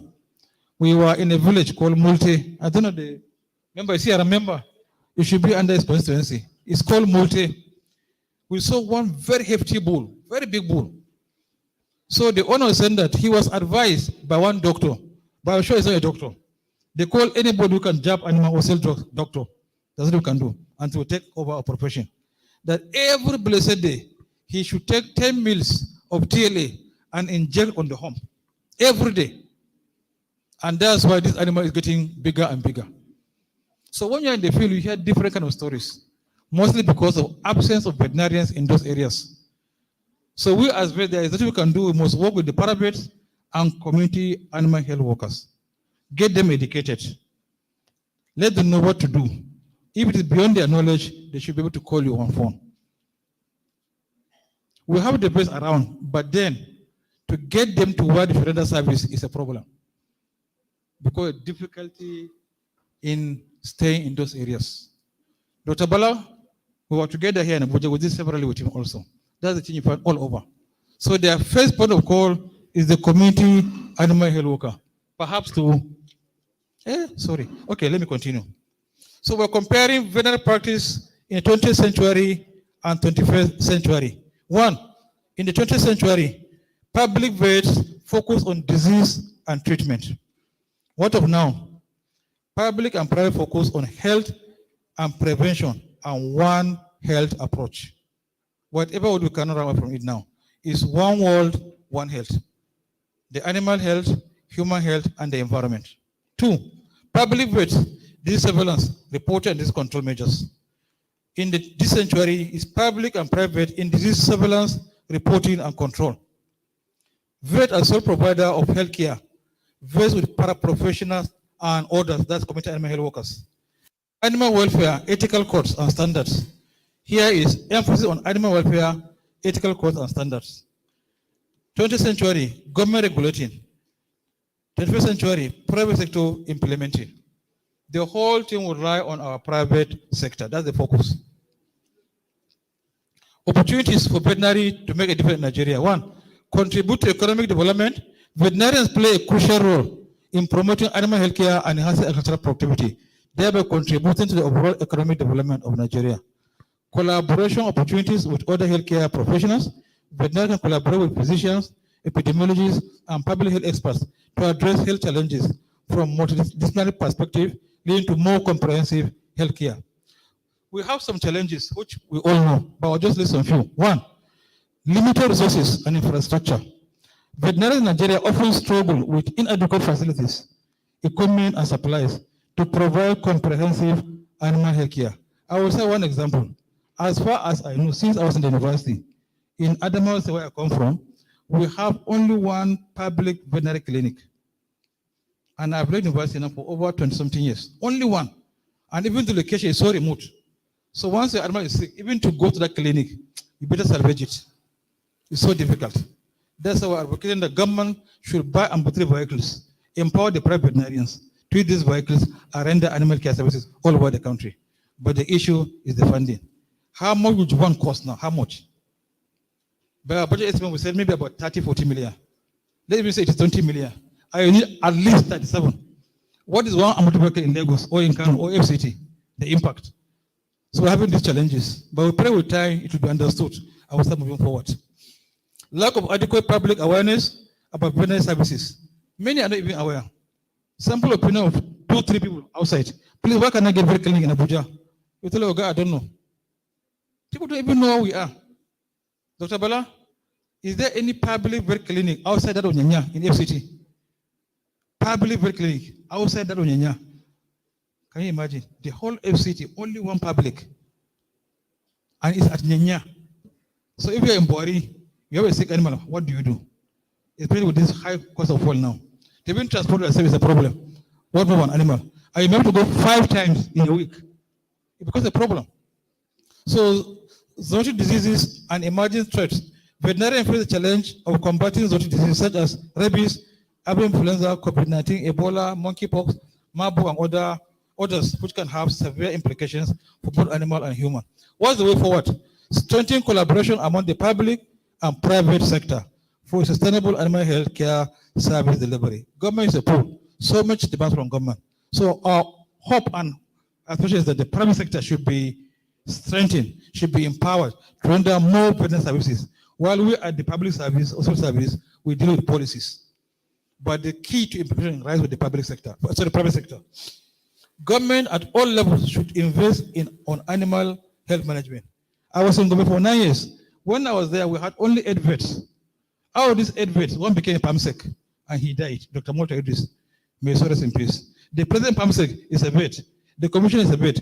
We have 11 local governments. We only have 3 vets that can serve in local government areas. There is no appeal we didn't do to the governor to employ. Since non-compost time, there are 7 with only 2 vets. I don't know why the government is afraid to employ veterinarians. It's a challenge to all of us. Each local government should have at least one veterinary doctor, at least one. Many private and many community health workers. But it's a problem for us. At the federal level, it's better. Whatever American police get, we get. But at the state level, it's a problem. That's why we advocate, please, let our people go into politics. That's the only way we can make a big difference. If you compare ourselves with American police, we are far, far, far left behind.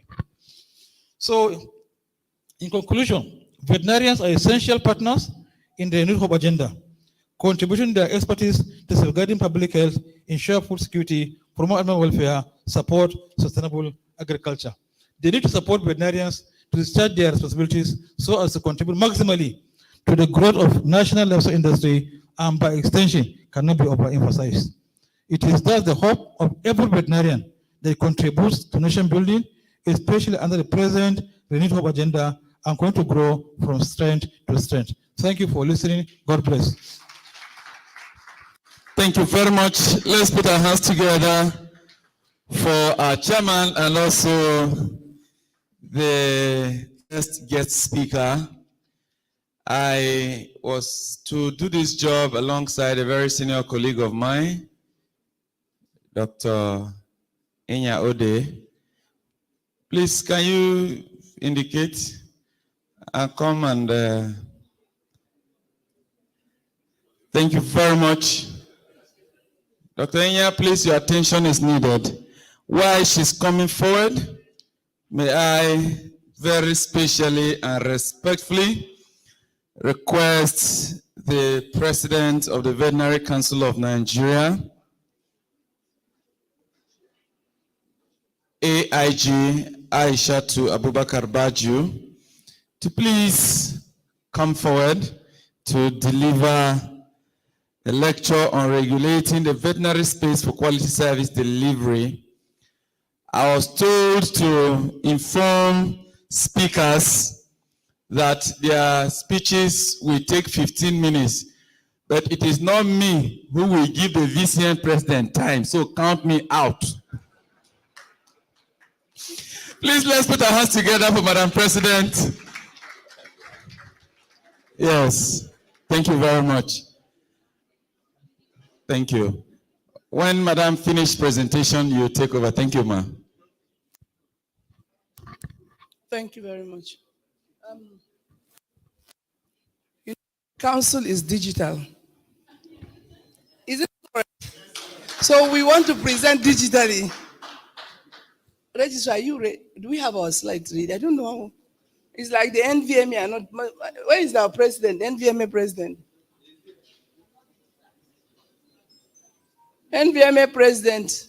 The council is digital. Oh. There is no provision for PowerPoint presentation. So,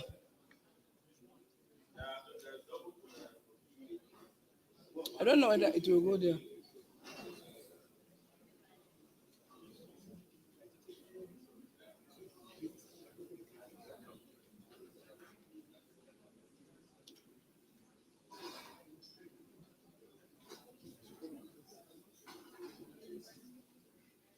I don't even know whether this one will be seen. I thought it's going to be projected here. Because this one is on the corner, isn't it?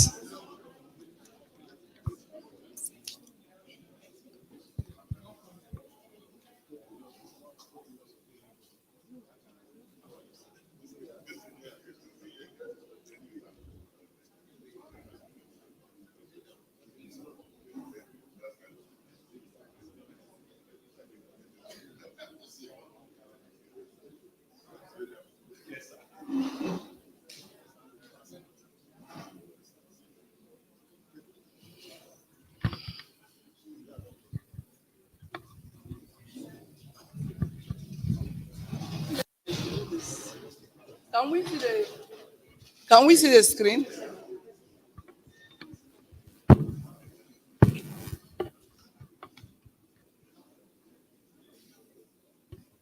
Thank you very much.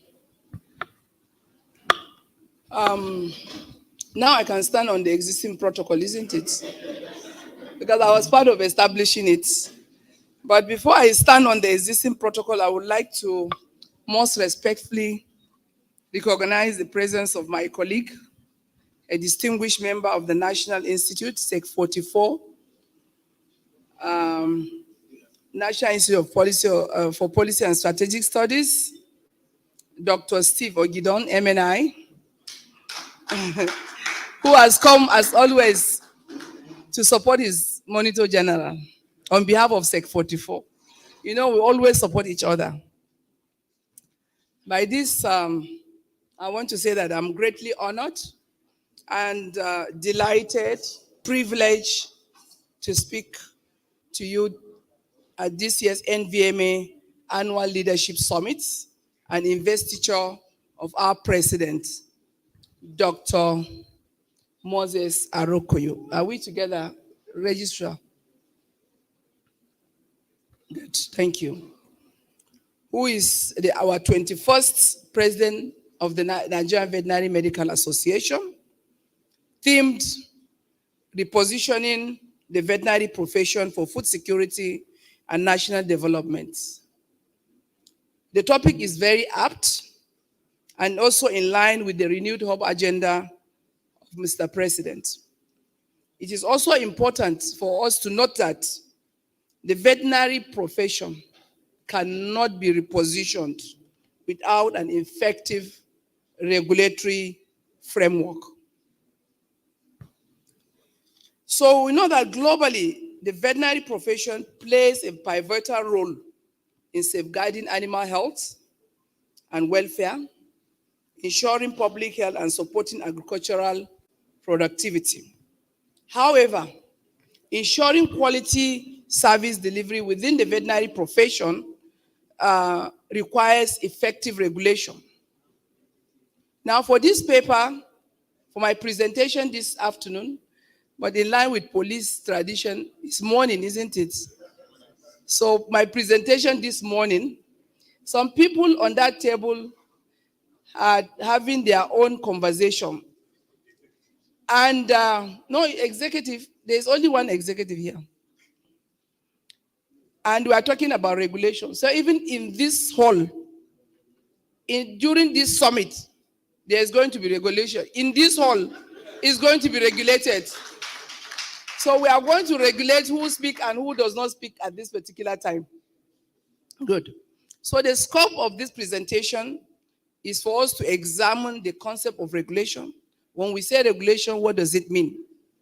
The importance of regulation in veterinary field, as you can see on the screen. Somebody say I should remind and say as shown on the screen. That is a NIF standard. And we're also going to look at overview of veterinary regulation in Nigeria, the challenges associated with that, as well as exploring the strategies for enhancing quality service delivery through regulatory mechanisms by the Veterinary Council of Nigeria. So how do we look at that, the concept of clarification, of regulation? That's conceptual clarification of regulation. If we say regulation, as per what we are talking about, it can mean anything. But for the purpose of these lectures, let us clarify what we mean by regulation. So regulation here refers to rules, laws, or guidelines established by government, regulatory agencies, or other authoritative bodies to govern conduct within a particular sector or industry, including this hall, we said. So these rules are designed to ensure compliance, maintain order, protect public interests, promote fairness, and mitigate risks. Regulation typically imposes obligations or restriction of individuals, organizations, or entities operating within the regulated domain, and often include mechanisms for enforcement and penalties for non-compliance. The primary goal of regulation is to achieve a balance between facilitating the smooth functioning of markets or activities and safeguarding public welfare. So at least now we understand what regulation means in this concept. So, but now come to think of it. Why do we need regulation in the veterinary profession? Because we have to know why, so that we'll be able to understand. Regulation within the veterinary space is essential for several reasons, which includes professional standard. Regulation establishes the qualifications, training requirements, and ethical standards for veterinarians. They ensure that only qualified individuals practice veterinary medicine, maintaining the integrity and professionalism of the field. Secondly, it has to do with animal welfare. Regulation ensures that veterinarians adhere to standards that prioritize the health and well-being of animals under their care. This includes a proper treatment, handling, and prevention of cruelty. Third is about public health. Veterinary regulations help safeguard public health by ensuring the control and prevention of zoonotic diseases and foodborne illnesses. Regulations may also govern practices related to food safety, disease control, and hygiene standards in animal production and food processing. So this regulation is really wide. Medication use, that's the fourth one. Regulation also governs the prescription, dispensing, and use of veterinary drugs and medicines. This helps prevent misuse, abuse, or overuse of medications, thereby ensuring their effectiveness and minimizing risk to both animals and humans. Fifth, animal control and management. Regulations may address issues related to animal population control, such as licensing and registration of pets, stray animal management, and regulations regarding breeding practices to prevent overpopulation and genetic disorders. Six, consumer protection.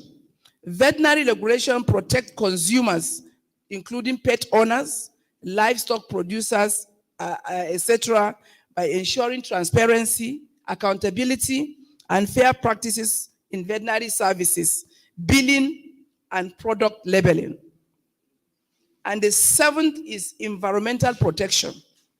This, by the time you are listing this, is within what? Just now the CVON spoke to us, it's within the One Health, isn't it? We have talked about the animal, the humans, and now we are also talking about environmental protection. So veterinary regulations may include measures to mitigate environmental impacts associated with veterinary practices, such as disposal of biomedical wastes and control of pollutants from agricultural operations. Overall, in general, I want to say that regulation in veterinary profession serve to uphold standards of care, protect animals and human health, maintain professional integrity, and promote responsible stewardship of animals and the environment. Are we not talking about One Health here? Good. So we also, now we have talked in general terms. What is regulation and why do we need regulation? Now come back home. We want to look at an overview of the veterinary regulation in Nigeria. In Nigeria, the veterinary profession has grown from strength to strength over the years. It began with Captain Carr of the Royal Armed Forces in 1914, who was the first veterinary surgeon to practice in Nigeria, to the establishment of the first veterinary school in Vom, Plateau State in 1947. That is, it's a long time, which forms a pivotal moment. Today, we proudly boast of 11 veterinary schools approved by the Veterinary Council of Nigeria. With this evolution from Captain Carr to the 11 veterinary schools, With this evolution also resulted in the establishment of Veterinary Council of Nigeria in 1953. Last year, the council was 70 years, and we celebrated the 70 years of council. That makes the Veterinary Council the oldest regulatory body in Nigeria. And it was established through the Veterinary Surgeons Act, Cap V3, Law of the Federation of Nigeria 2004, as amended, to regulate the quality of training and practice of veterinary medicine in the country. As I said, it makes it the oldest body. And among its function activities of the council are, 1, setting standards. Does that go in line with the global concept? Hello? Are we sleeping? We are still regulating, but we can still catch people that are sleeping. Yes, yeah. So council can regulate anywhere. So setting standards of training and practice of veterinary medicine in Nigeria. Second is accreditation of faculties and colleges of veterinary medicine, departments of veterinary laboratory and animal health technologies in colleges of animal health and agriculture and production. 3, maintenance of veterinary register.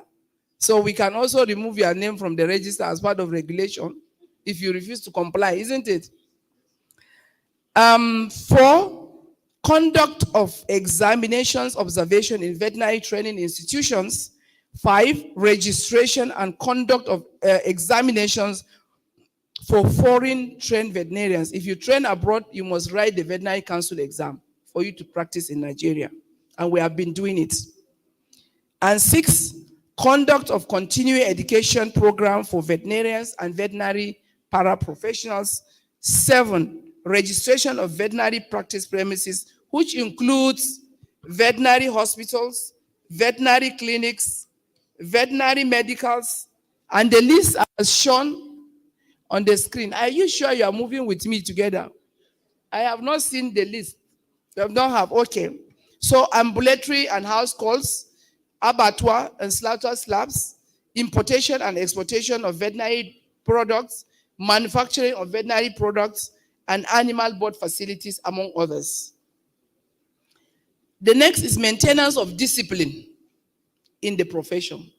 So you see now when I say that we can regulate what is happening here. So if there is any act of misconduct, you can also punish. So what are those challenges? All these roles that we play as a council also is faced by several challenges. One of them is inadequate funding. Already, even when the president of NVMA was speaking, he also brought out the issue of non-funding of council, which we are still battling with to bring back.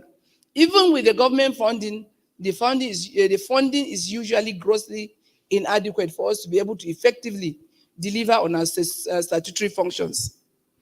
The second one is the lack of harmonization and coordination among regulatory agencies at the federal and state levels, leading to inconsistency in standards and enforcement plus multiple taxation. We have issues with our colleagues at the state level. You pay VCN registration, you pay state, you pay local government, you pay all sorts of things. So this lack of harmonization and multiple taxation is another big issue for us.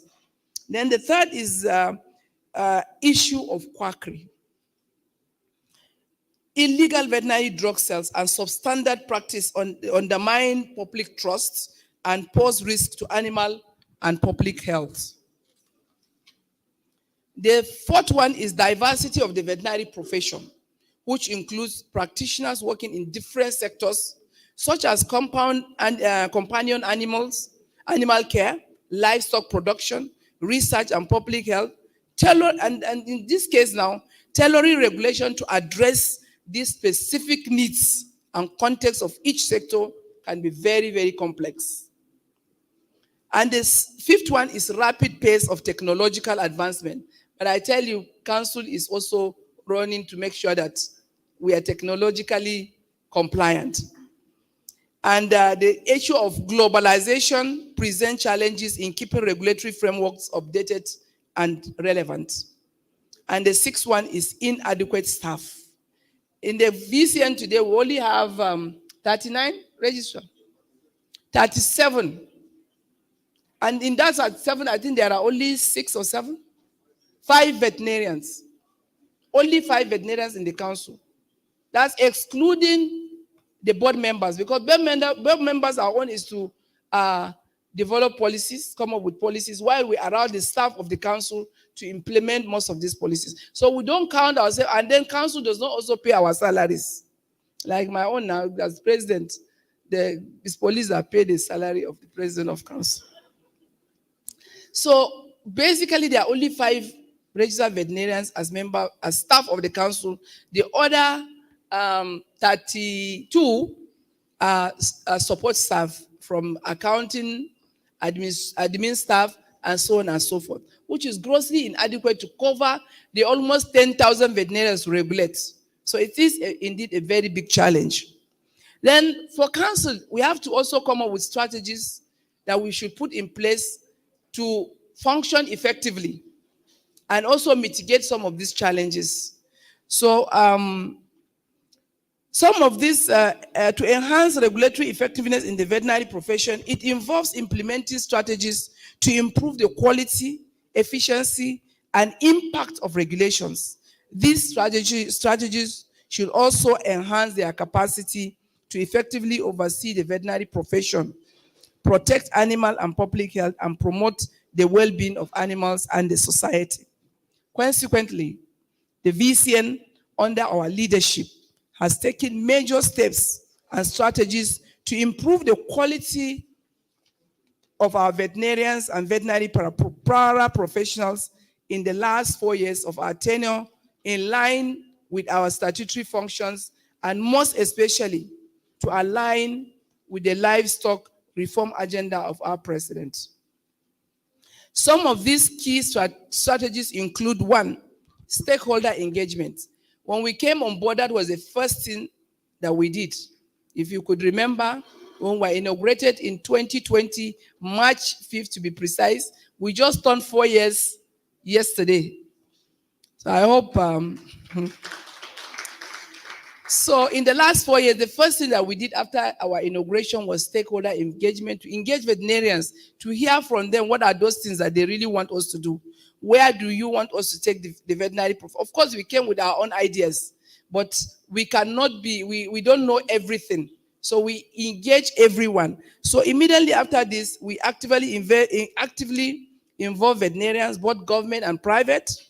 Veterinary associations include specialized associations and other relevant stakeholders in the regulatory processes.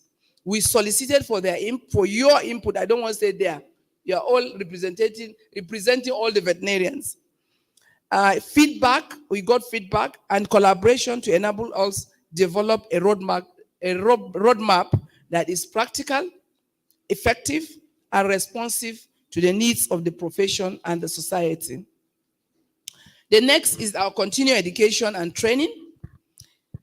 We focus on reforming of the council continuing education for veterinarians and veterinary paraprofessionals, which was prioritized. The VCN continuing education now focuses mainly on topical and relevant national and international issues, while we leave the specialist areas for accredited specialist groups to handle. So by this, we also introduce the point system to be earned for continuing education, which is a prerequisite for our annual practicing license. This makes it more flexible for veterinarians to attend continuing education programs. All these are meant for veterinarians and veterinary professionals to understand government policies. Because for us to be relevant, especially at this time that we call it veterinary o'clock, we need to understand what does government mean by the livestock reform. So because we need to be carried along. The last time we had this national livestock transformation agenda, it passed by. Veterinarians did not really understand what was expected of us. And we can't continue that way. So we need the council to intentionally sensitize and train veterinarians to key into government policies so that we become relevant. We are not going to be having continuing education program. We gather you and say, oh, we are talking about PPR. What is the epidemiology of PPR? What is the, it doesn't really make sense. If you are interested in small animal, Savan is there. They are providing the training for you. Go and develop yourself in that, as long as we give accreditation and it is vetted so that we know it has met minimum requirement of council. So we allow the specialist group, if you are interested in large animal, we give accreditation to those people that are into large animal, and we give you point according to how many continuing education, but you must be able to earn 18 points at the end of the year to qualify you for your annual practicing license. And I'm telling you, see, this year it is going to work. By 2025, you see.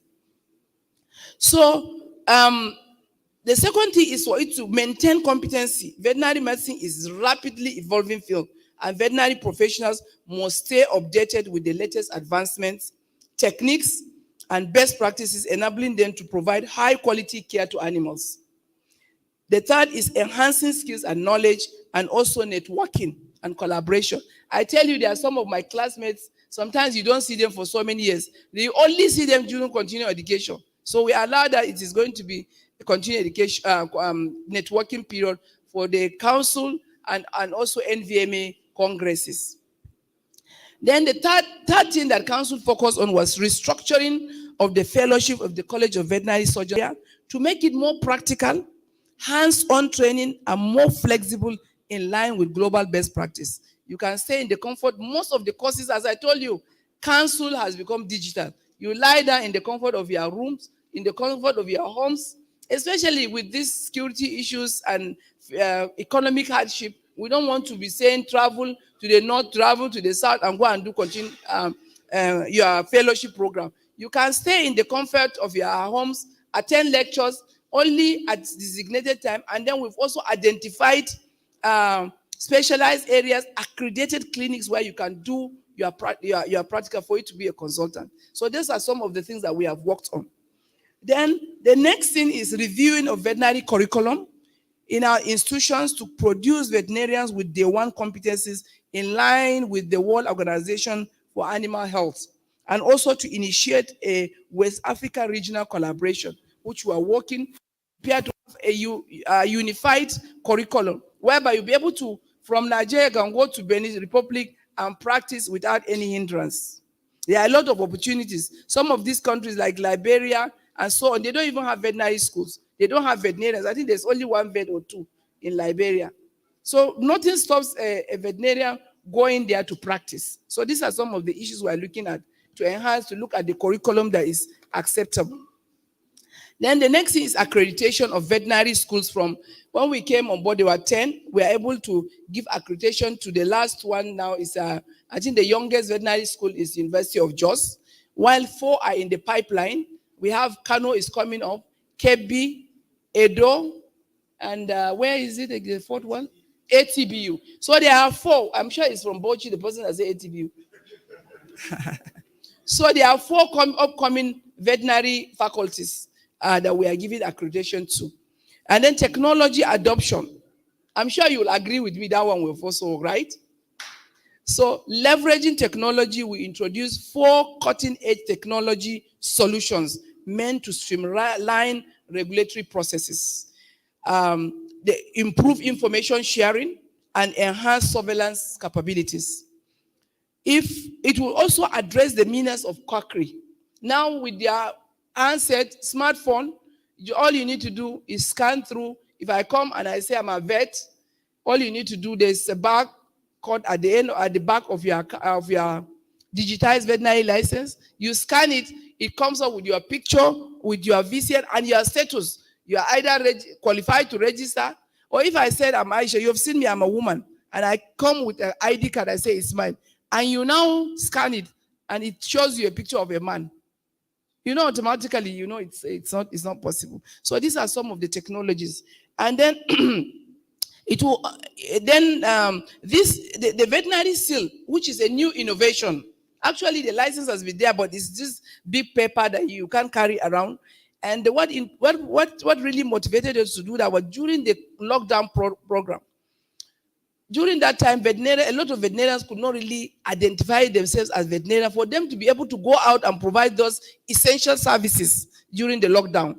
So sometimes I'll be called 1 a.m., 10, 12 o'clock, just for a policeman to say, for me to say, yes, this guy is a vet. Even if I don't know he's a vet, but it's better to save one vet than and allow 5 people to pass or 6 than to create a problem in the profession. So we came up with that so that we'll be able to be identified.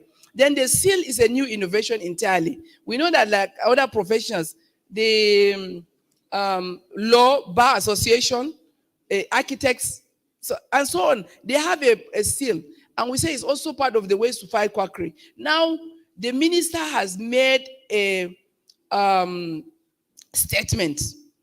That statement says, who will remember what the minister said? If you remember and tell me exactly what the minister said, we will waive 1 year APL.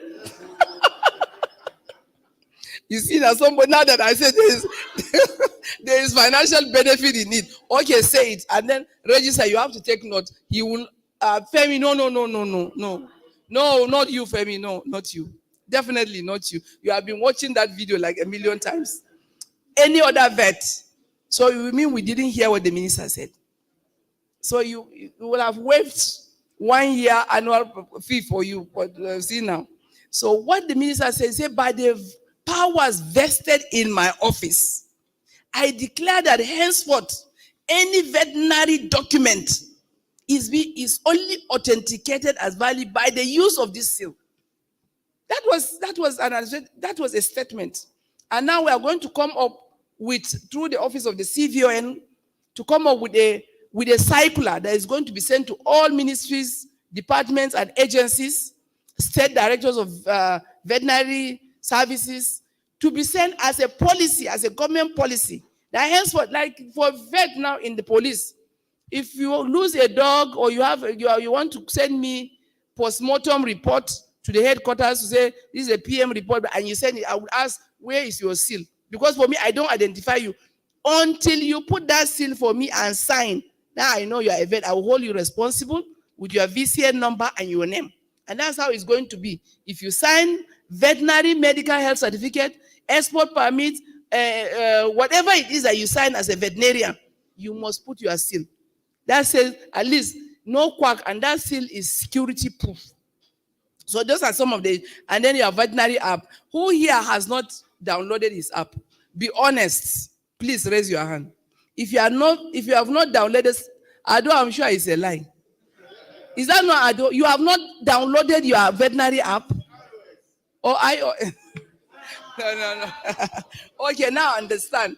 For those using iPhone, the issue is not protest. You know, iPhone, they are posh. They are posh people. Too posh. Everything about them you have to buy, even the smallest app. Right? And then they have a lot of security checks. So we've tried to get them to allow, but I think we have written, Femi is here, they say we have to do certain checks. We have written to them, they need certain verification. Once they come back to us, then you will be able to download. Or you can use your wife's Samsung to download your app. I know, sharing is scary, right? So the digitized veterinary practice license is there. Already we have, if you have not done your own, please do it before you leave. They are there, the veterinary council seat is there. Go there, Femi and his technical team will help you to upload, download, update your profile, and please, when you scan, make sure that it shows green, not red. License to practice. Then the next very critical and important one is geomapping of veterinary practice premises. We just did the pilot in Abuja. And what that means is that every registered veterinary practice will be geomapped, and we are going to have a situation room in council. You will just come there. It will show you all the registered veterinary practice in your own location. You'll be able to get to them by nearest veterinary practice, and you'll be able to also identify whether that veterinary practice is actually a registered one and it is not being run by a quack. because it is going to be tied to the veterinarian that is registered with that veterinary practice, tied to his annual practicing license. So if he's not registered to practice, his facility is also not registered. Abi? So it is that. So, but that one, it is capital intensive, but we are trying to access funds. Already FAO has given us the not verbal approval for now that they are really going to fund the geomapping of all the 36 states of Nigeria, including the Federal Capital Territory. So that one is going to go, and I'm sure before the end of the year, that one is going to happen. The next one is visibility, public awareness, and engagement. The council under our watch also tries to make the profession more visible and raise public awareness about the importance of veterinary regulations in safeguarding animal and public health. Then we also, because of the current situation that we found ourselves, now government is threatening us with non-funding. Even if there's funding is not adequate, we are reviewing our VCN charges very soon. Please understand with us. You know, for us to do all these innovations, we need funds. We need to, for us to effectively regulate this profession, we need resources. So we are reviewing most of our fees, and very soon we'll get back to you. And I'm sure, because the chairman of all chairmen and chairwomen, because we have to be used to using gender-sensitive language also. So chairmen and chairwomen, good. So because you are here and you understand our own position, I know when we review this, you'll be able to talk to your members for them to be able to understand with the council.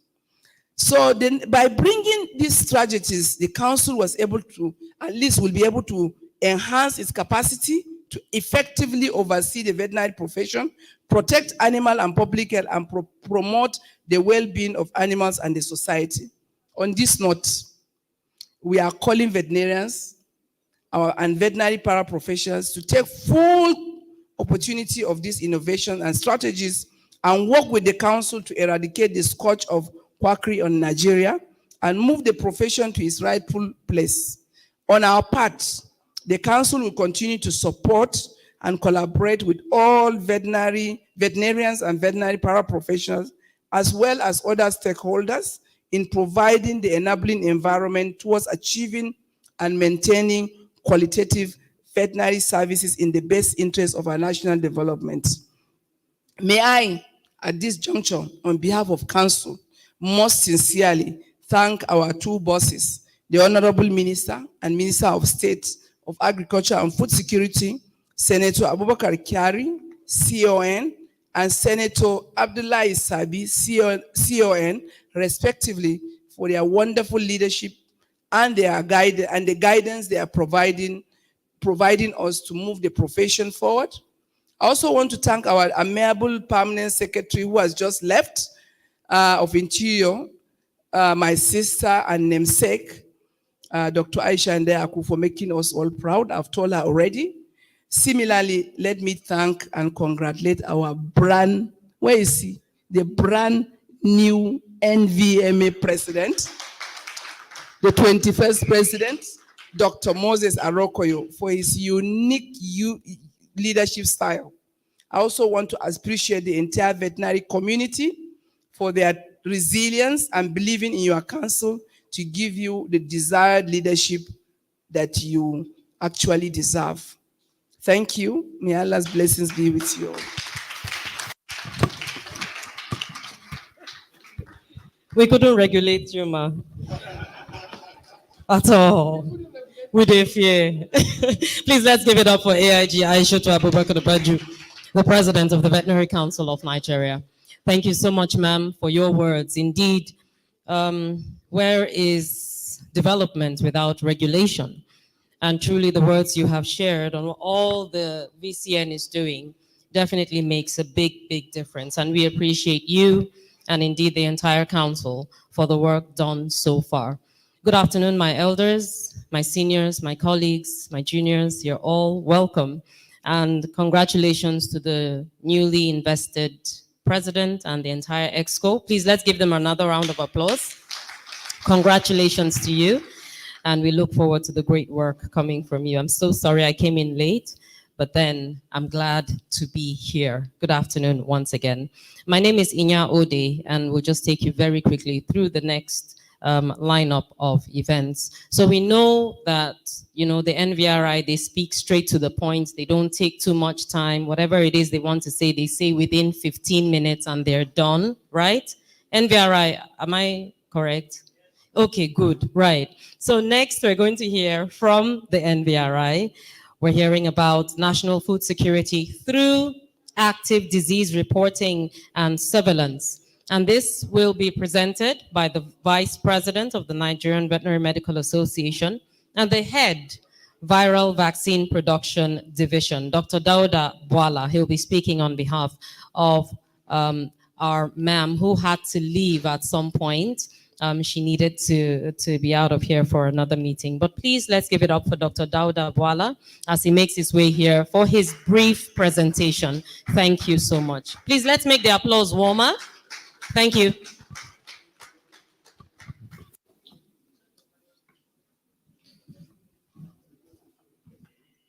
Thank you. They say don't stand on the existing protocols, but the protocol has been established, so I can stand on it. I'll be speaking on behalf of the Executive Director, National Veterinary Research Institute, who unavoidably have to leave for another meeting. And the topic is national food security through active disease surveillance, active disease reporting and surveillance. So as a background, Nigeria is a highly endowed nation, blessed and abundant with human resources, materials, and natural resources. These resources have positioned Nigeria as on an enviable pedestal for many years, especially in the early days of the country emergence as a leader among the community of nations. Both agriculture and industrial revolution have been key factors in our national development over the last 60 years. Apparently, agriculture and especially food security will remain crucial in guaranteeing the continuous development of our dear nation. Food is an essential component and global concern directly related to poverty and inequality and in any society. Today, however, our prosperity and progression as a nation and a national development faces serious economic challenges.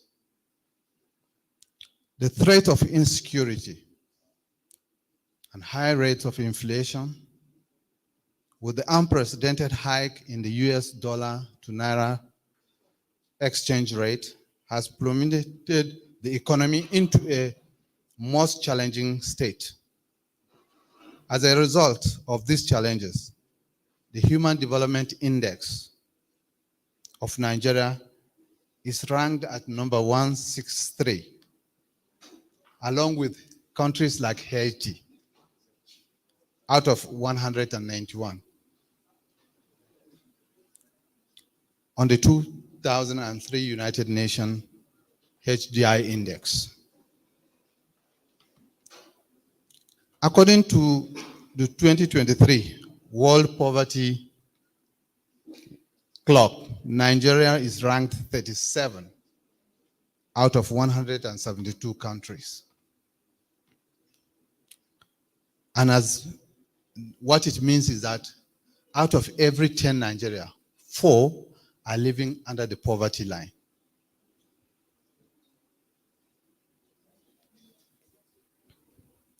So that needs, and with our nation that is growing, the population is growing at an astronomical rate. It is projected that by 2030 or 2050 will be about 230 million That's if we have not even passed. So what it means is that we need proper nutrition for the especially younger generation or younger population, food security, safety needs of all this young generation must be addressed. Food security encompasses availability, both in quality and quantity. Accessibility, that means affordability, to be able to afford. Stability, having it in every season, whether dry, wet season, throughout the year. And then utilization, nutritionally adequate to be able to provide the desired nutrition.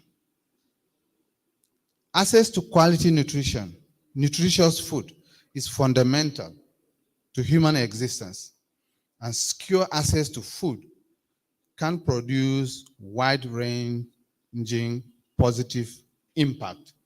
One of them include economic growth and job creation, poverty reduction, trade opportunities, increase global security and stability, and then improve health and healthcare.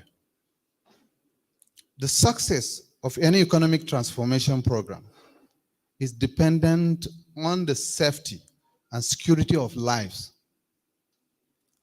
and the properties of citizens, closely followed by the guarantee of food security and safety. Availability, accessibility, and affordability of protein is key to healthy lives, assuring adequate growth and development. Amongst the various key stakeholders, interfacing in design, implementation, and managing these efforts, there is one upon whom shoulder lies the burden of not only maintaining the health and productivity of animals, but also managing the health of the owners.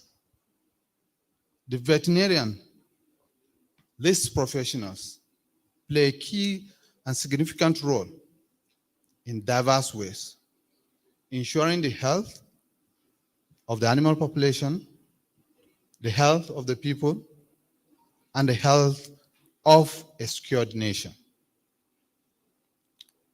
Recognizing the importance and the health and the productive livestock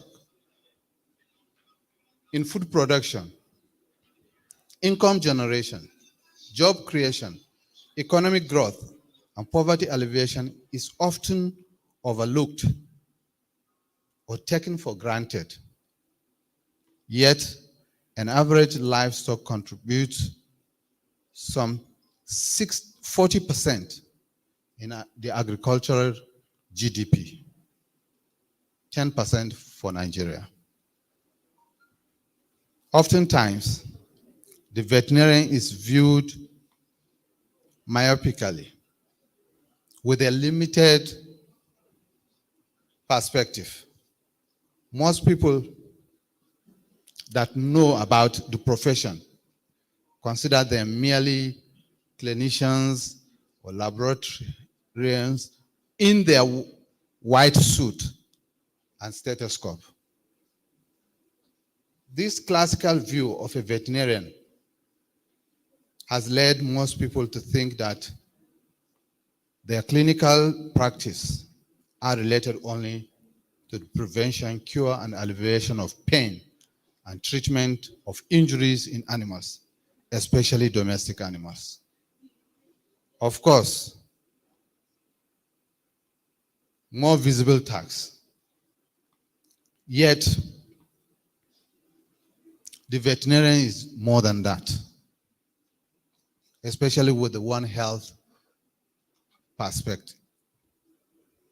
So veterinary professionals have steadfastly contributed significantly to animal and human health and welfare, biomedical research, food security, food quality, food safety, ecology, epidemiology, and quite a lot of things.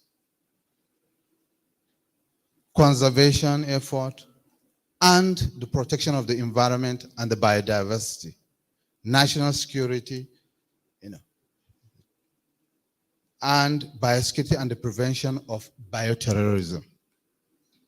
So we have a lot on our table. Others, given that their knowledge and training make them multinational, multifactorial professionals, we are involved in a number of professions or number of things. Veterinarians have demonstrated their agility, okay, and have adapted to global challenges. So the veterinary professions are involved in the safeguard of security, food security. They're involved in disease, chemical, biological, radiological, and nuclear threat control. Over 60% of emerging diseases of public health importance is of animal origin. And over 70% of zoonoses are from animals. Veterinarians are therefore the first and the best line of defense against animal diseases and zoonoses. So veterinarians have a crucial role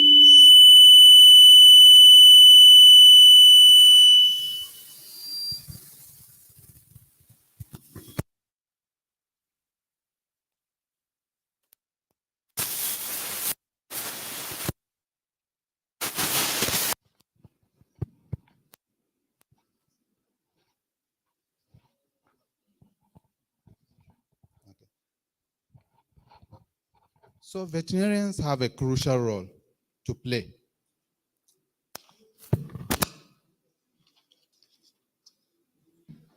MVRI, the National Veterinary Research Institute, will be celebrating her centenary celebration, that's 100 years.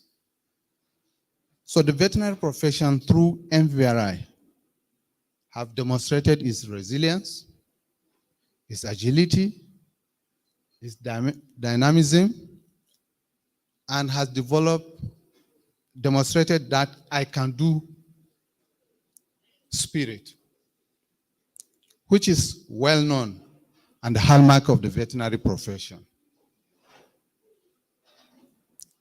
Through numerous pandemics, beginning with the rinderpest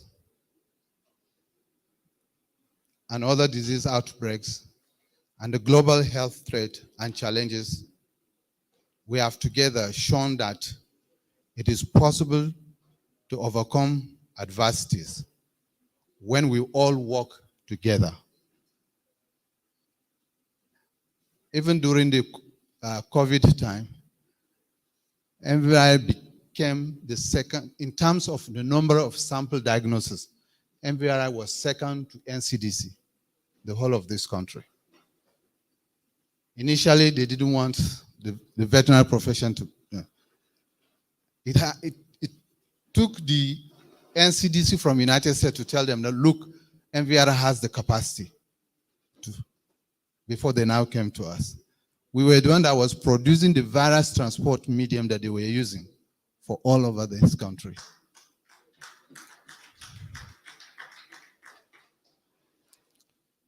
This year, 2024, presents us an opportunity to count our blessings. After 100 years of MVRI existence, to celebrate the gain of the last century, and more importantly, to chart an innovative and a transformational aspirations for the next 100 years to come. Appropriately, we shall be holding the 60th National MVMA Congress this year in Plateau. May I use this opportunity to invite you all to the home of peace and tourism as we mark this milestone. In conclusion, I hope it has become clearer that the veterinarian as a professional participate in a diverse aspect of the nation and not restricted to only those that owns animals. The health of animals, people, and the environment are interconnected in the one health. The veterinarian takes serious the great burden he or she is called upon to bear. The protection of animals, the protection of people, and the protection of the environment. Thank you for listening.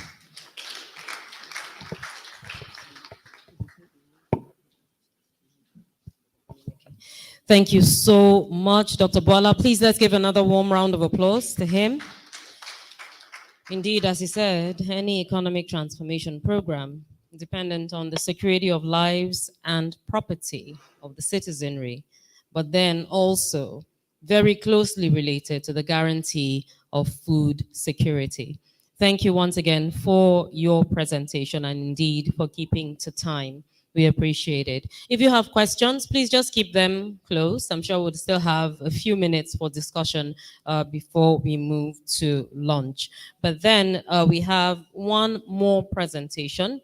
And right now, one more okay, yeah, there are two on the agenda, but from what I hear, we have one. I hope somebody will correct that for me. Anyway, so we're going to be talking about the role of veterinarians in public health security, and that will be delivered by the Acting Comptroller General of the Nigeria Agricultural Quarantine Services, that's Dr. Sunday Audu, who is here in the person of the Assistant Comptroller General of Quarantine and the HOD of Animal Quarantine. That's talking about my friend, my brother, Dr. Emeka Asiegbu. Please, a warm round of applause for him. That whistle must have been from someone at NACS, but it's okay. Thank you very much, Dr. Enya. I can understand why our senior colleague, MNI, Dr. Nahoro, said we should not stand on the existing protocol. You can imagine if all of us have been standing on that protocol by now, it will have broken or bent. So permit me to respectfully acknowledge people on the high table, the aforementioned names and protocols. I am Emeka Asiegbu, and good afternoon to you all. I'm here to represent my Comptroller General, Acting Comptroller General, Dr. Audu Sunday Godwin, who is unavoidable absent because of exigencies of work. But he has sent his goodwill message. I was told if I want to give goodwill message, I say no, let's conserve time because I still have presentation. So he's very much aware of this program, and he's very much with these organizers of this program, especially the president, Dr. Moses, who is a Gen Z president. You can see from the program this is a new world order for veterinarians. So I'm going to read the topic given to him, the role of veterinarians in public health. But before then, most of you see me in uniform, you'll be wondering what is this? I work with Nigeria Agricultural Quarantine Services. Nigeria Agricultural Quarantine Services is the police of Ministry of Agriculture. It's an agency that is mandated to safeguard the nation against diseases and pests of agricultural importance. We are positioned mainly at international control posts, about 70 in Nigeria. It has 3 core departments. It's not only veterinarians that are there. We have veterinarians, that is animal component of it. We have plant component of it. And we have aquatic resources. So whenever you see anybody wearing this green and black, just know it's a quarantine officer. His duty is to safeguard the nation against diseases at international control posts. So I'm going to go straight into the presentation, the role of veterinarians in public health security. I will have just said cannot be overemphasized, and we'll just go and sit down. But I have a paper to present. So it is indeed an honor and privilege to address you today at the Nigerian Veterinary Medical Association Annual Leadership Summit 2024, focusing on the critical theme of repositioning the veterinary profession for food security and national development. As we gather here to deliberate on the future of our profession and its vital role in shaping the trajectory of our nation, I am reminded of the profound impact of veterinarians have on public health security. In the ever-evolving landscape of global health challenges, the role of veterinarians in safeguarding public health cannot be overstated. From ensuring the safety and quality of our food supply chain to combating zoonotic diseases and emerging infectious threats, veterinarians play a pivotal role in protecting both animal and human health. This we can all agree with. In Nigeria, veterinarians play a vital role in public health security. Veterinarians contribute significantly to the prevention and control of infectious diseases that affect both animals and humans. As we delve into the theme of repositioning the veterinary profession for food security and national development, it is crucial to underscore the indispensable role that veterinarians play in safeguarding public health security. At the intersection of animal health, human health, and environmental health, veterinarians serve as frontline guardians against a multiple threats that jeopardize the well-being of our communities. This is very true and correct because in recent times, 60 to 70% of emerging diseases are always from animals. And that is where you see our role. So I'm going to list some of the roles in trying to prevent, to enhance public health security. Zoonotic disease surveillance and control. Nigeria, like many other countries, face the threat of zoonotic diseases, which are illnesses that can be transmitted between animals and humans. Veterinarians are instrumental in identifying and mitigating zoonotic diseases, which are infectious that can be transmitted between animals and humans by conducting surveillance and epidemiological investigations. Veterinarians help detect outbreaks early, implement control measures, and prevent the spread of infectious diseases such as avian influenza, Ebola virus, rabies, etc., as you know. In food safety and quality assurance, veterinarians play an important role in ensuring the safety of the food supply.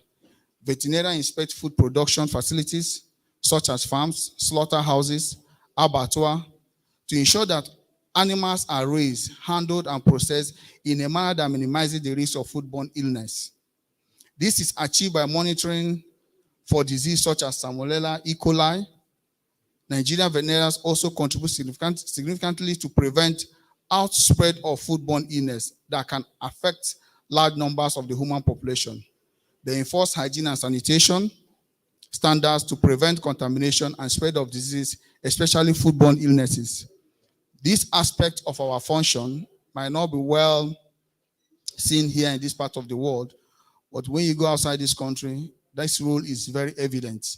But here we still do the abattoir inspection of meat, but you all know that sometimes compromises are there. Emergency preparedness and response. In times of crisis, veterinarians play a crucial role in emergency preparedness and response efforts. Whether it is natural disaster, disease outbreak, or bioterrorism events, veterinarians are trained to mobilize resources, coordinate response activities, and provide expertise in areas such as animal evacuation, sheltering, and disease control measures, safeguarding both animal and human population. This is an aspect that is very important because I was in a NEMA program recently, and they were just talking about, outbreak, evacuation. And at a point, I asked them, what about the animals? Because these things are not in their work plan. What about the animals? Have you people ever considered that animals are also very important in disease prevention? You're busy rescuing human beings. These same animals are going to be left there. They are going to be contaminated. They are still going to infect you again. So, of course, they bought the idea. They included it in their work document that animals will be captured as part of rescue mission during outbreaks.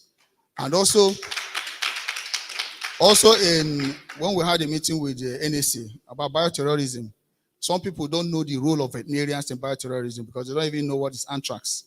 So anywhere you find yourself, this is how you showcase yourself as a veterinarian. Our roles are enormous. One Health approach. The concept of One Health emphasizes the interconnectedness of human, animal, and environment health and underscores the need for collaborative, interdisciplinary effort to address complex health challenges. Veterinarians are key advocates for One Health approach, bridging the gap between veterinary medicine, human medicine, environmental science, and public health to tackle emerging threats such as antimicrobial resistance and climate change-induced health risks.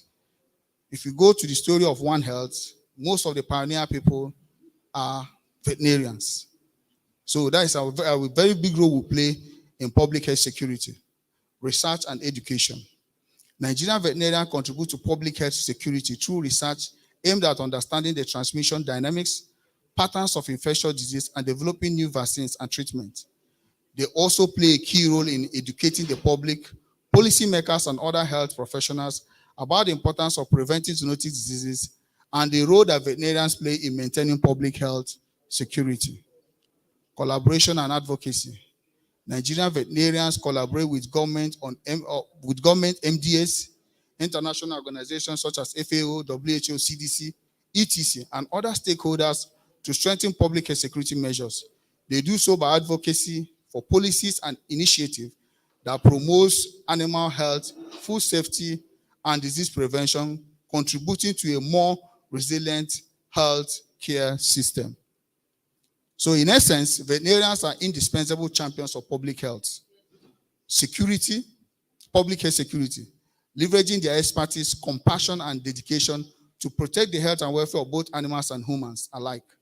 As we navigate the complex challenges of the 21st century, let us recognize and celebrate the invaluable contribution of veterinarians to the advancement of food security, national development, and global health resilience. As the Controller General Representative of Nigeria Cultural Quarantine Service, I am proud to highlight the initiatives and efforts undertaken by our organization in collaboration with the veterinary community to uphold public health security through rigorous surveillance, monitoring, and inspection.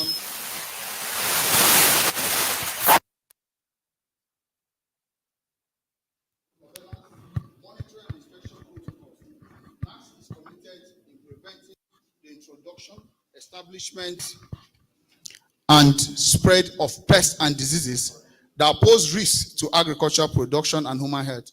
Over the years, NACS has implemented robust biosecurity measures at ports of entry, enhancing our ability to detect and respond to potential health threats effectively. Through capacity building programs and strategic partnership with veterinary professionals, we have strengthened our collective resilience against disease outbreaks and other public health emergencies.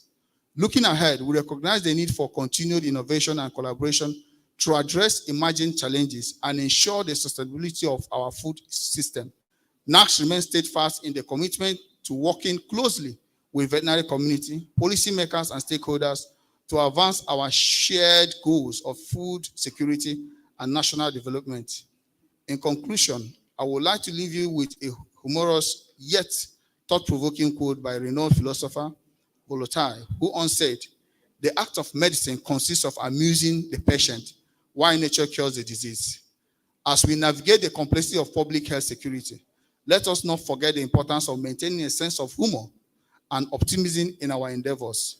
Thank you for your attention, and may we continue to work together towards a healthier and more resilient future of our nation. Thank you very much. Thank you so much, Dr. Emeka. Please, another round of applause for him. We appreciate the words and indeed the kind thoughts coming from the Acting Comptroller General of NACS. Finally, we're going to have a little bit of information around the 21st century veterinarians in national development. And this will be the last presentation for the day. I'm honored to invite the Executive Secretary of the Agricultural Research Council of Nigeria, Professor Garba Sharubutu, who is represented very ably by the Director of Livestock of ARCN, Dr. Kidda Danjuma. Please, let's give him a warm applause as he makes his way here.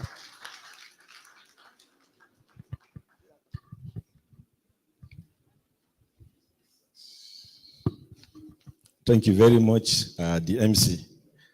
I still want to stand on the established protocol, notwithstanding, even if it is just for today. Yeah.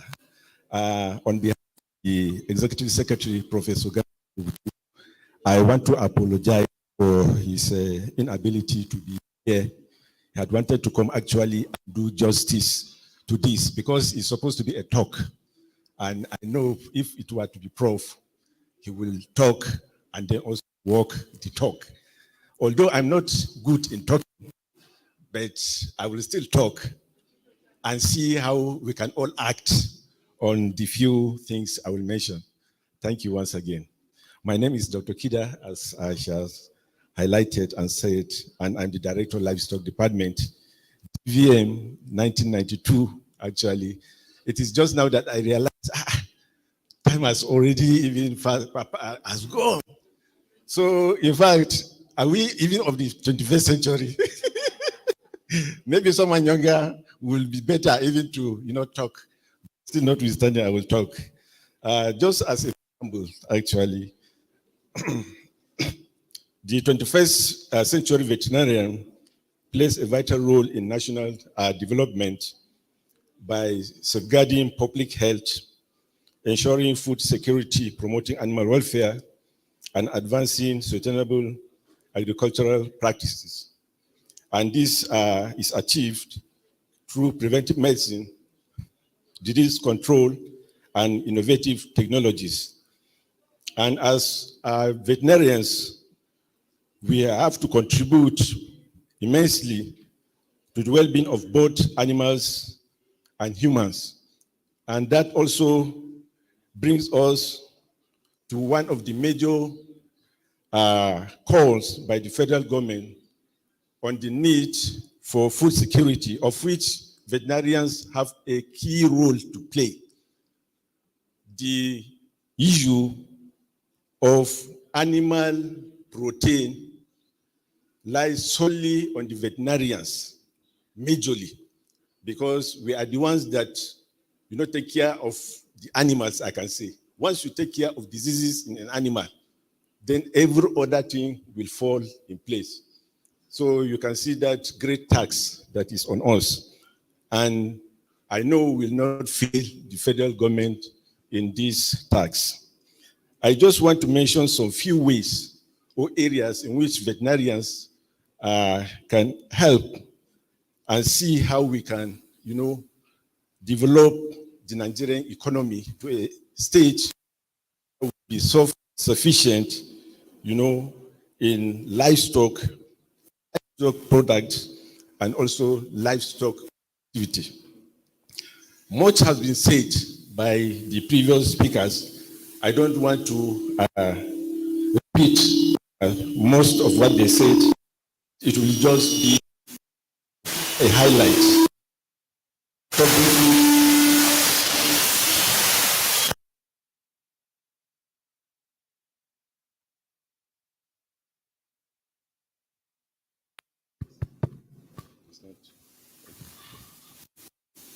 Hello.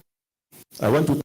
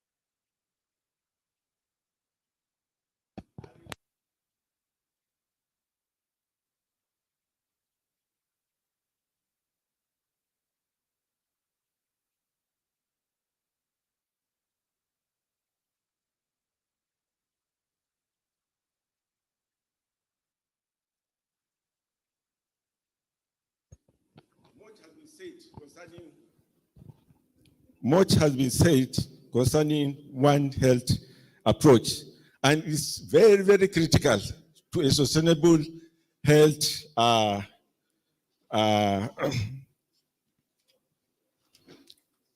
a sustainable health program for any nation, because the livestock sector cannot stand on its own. We have to collaborate with other health agencies and the environmentalists. We cannot do on our own, because even if we, do as much as possible to ensure that diseases are controlled, in animals, but there are chances also that the environment, and other health sectors can still, transmit diseases to the livestock again. So it has to be what? Holistic and comprehensive. So the issue of One Health, we need to key into that. We need to key into that. Then the issue of vaccination and preventive medicine, it is very key and crucial. NVRI is one of the research institutes that we have.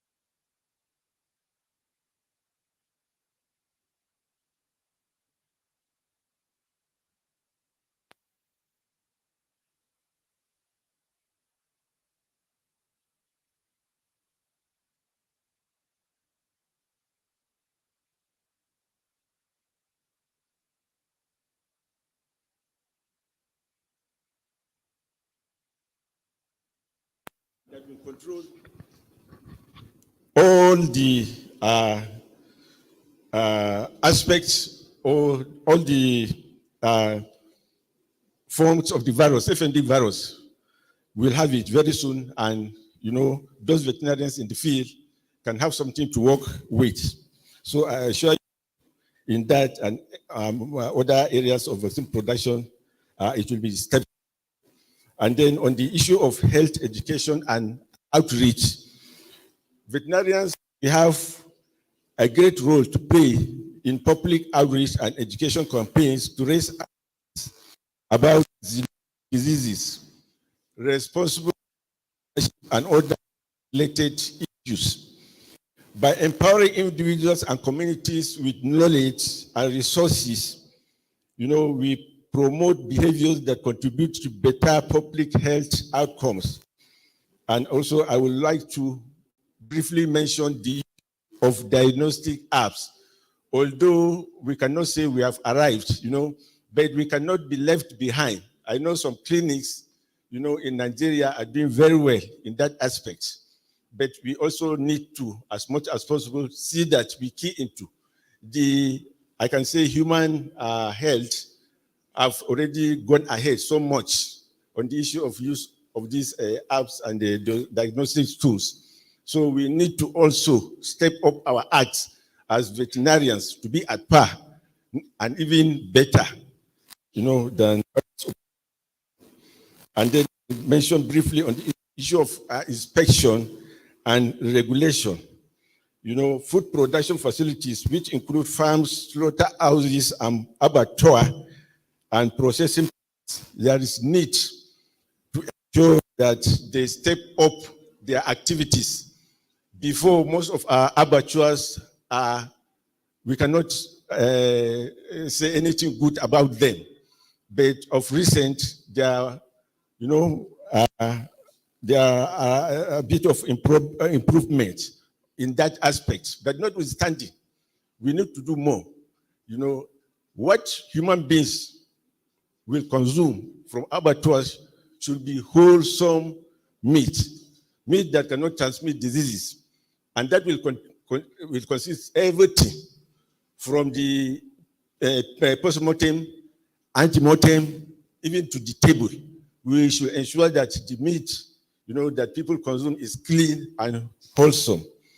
And then let me just briefly mention the need for animal welfare.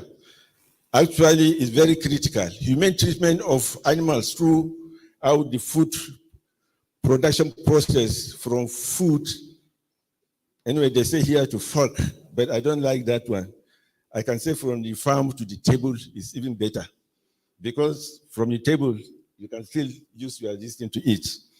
So in that case, we need to assess and improve animal housing, handling, transportation, and slaughter practices to ensure that animals are treated ethically and humanely, which ultimately contributes to the quality and safety of food products. My friend and colleague talked on NEMA. Actually,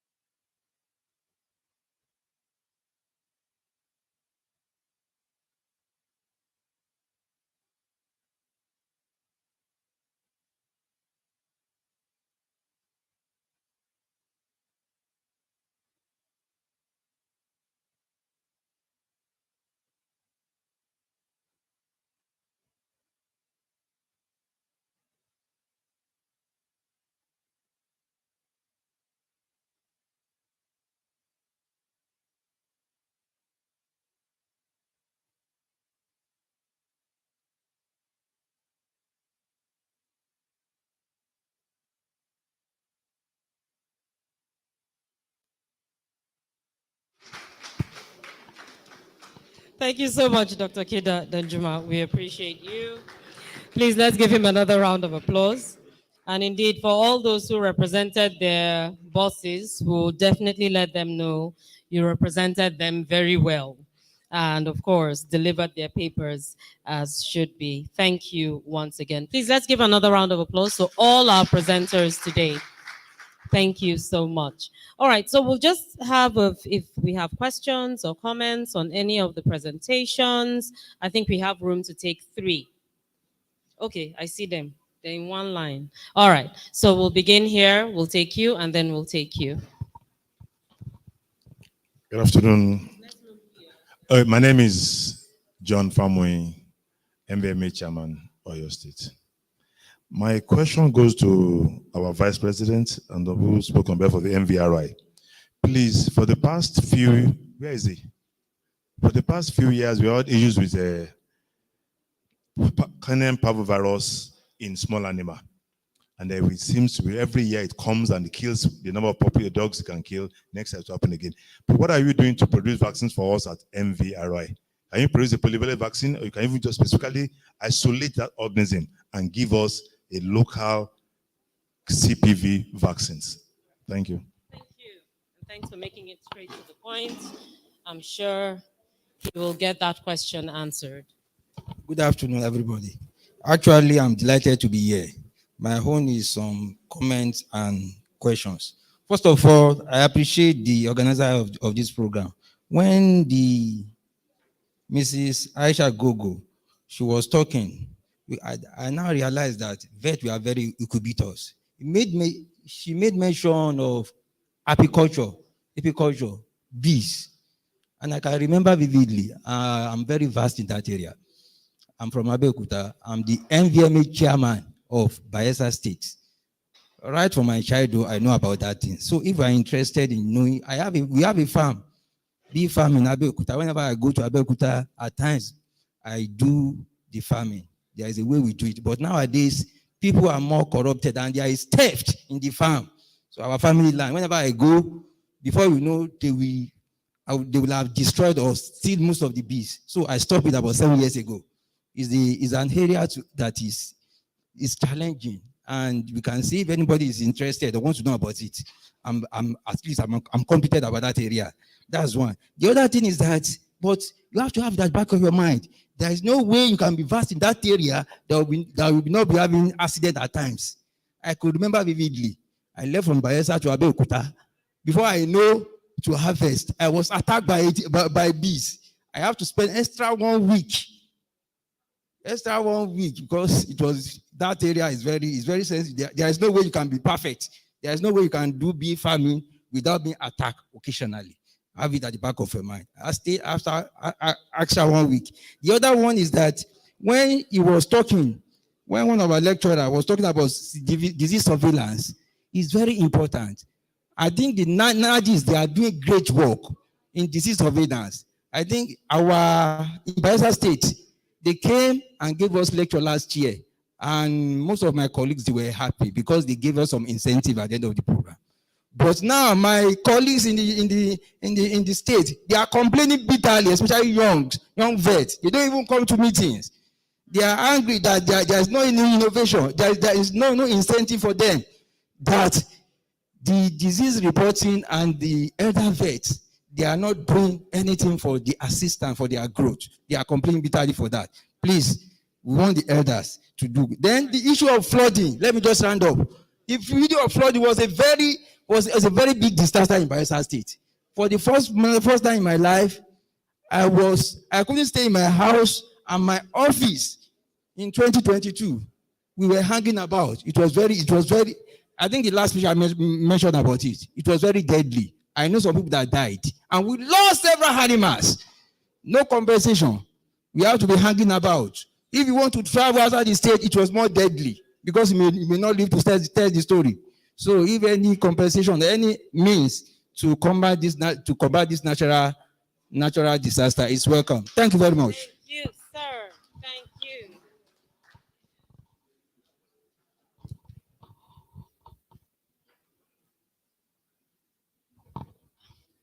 Okay, thank you very much. Good afternoon. Once again, my name is Dr. Zara from Yobe State, Secretary General of MVMA. My question, or maybe let me say concern, is about the comment from the last presenter from MVRI concerning the One Health concept. Let me say the One Health concept has been adopted in the country.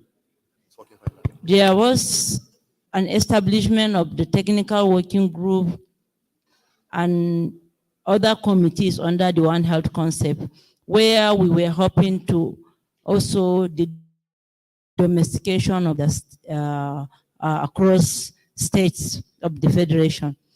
But my concern is there is a kind of resistance from the medical counterpart when it comes to issue of One Health concept.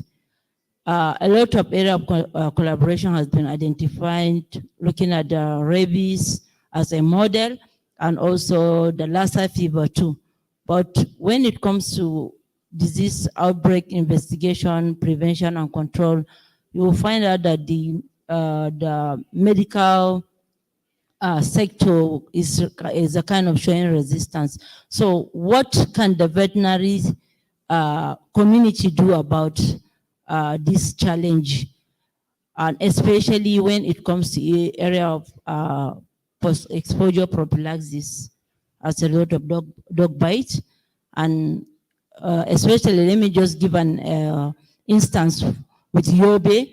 Recently, there was a confirmed positive rabies, a dog that was identified as a positive for rabies from the MVRI. But when we took the sample, the results to the state government, especially the Ministry of Health, the Ministry of Health didn't do anything about it because they said they don't have the stockpile of this post-exposure vaccine. And the veterinary department has to sponsor and buy the vaccines for those victims that the dog has bitten. So I don't know, what can we do about it? What can we do about this challenge? Thank you. Thank you very much. Okay, I think it was Dr. Emeka who talked about One Health. Are you ready to respond to your question?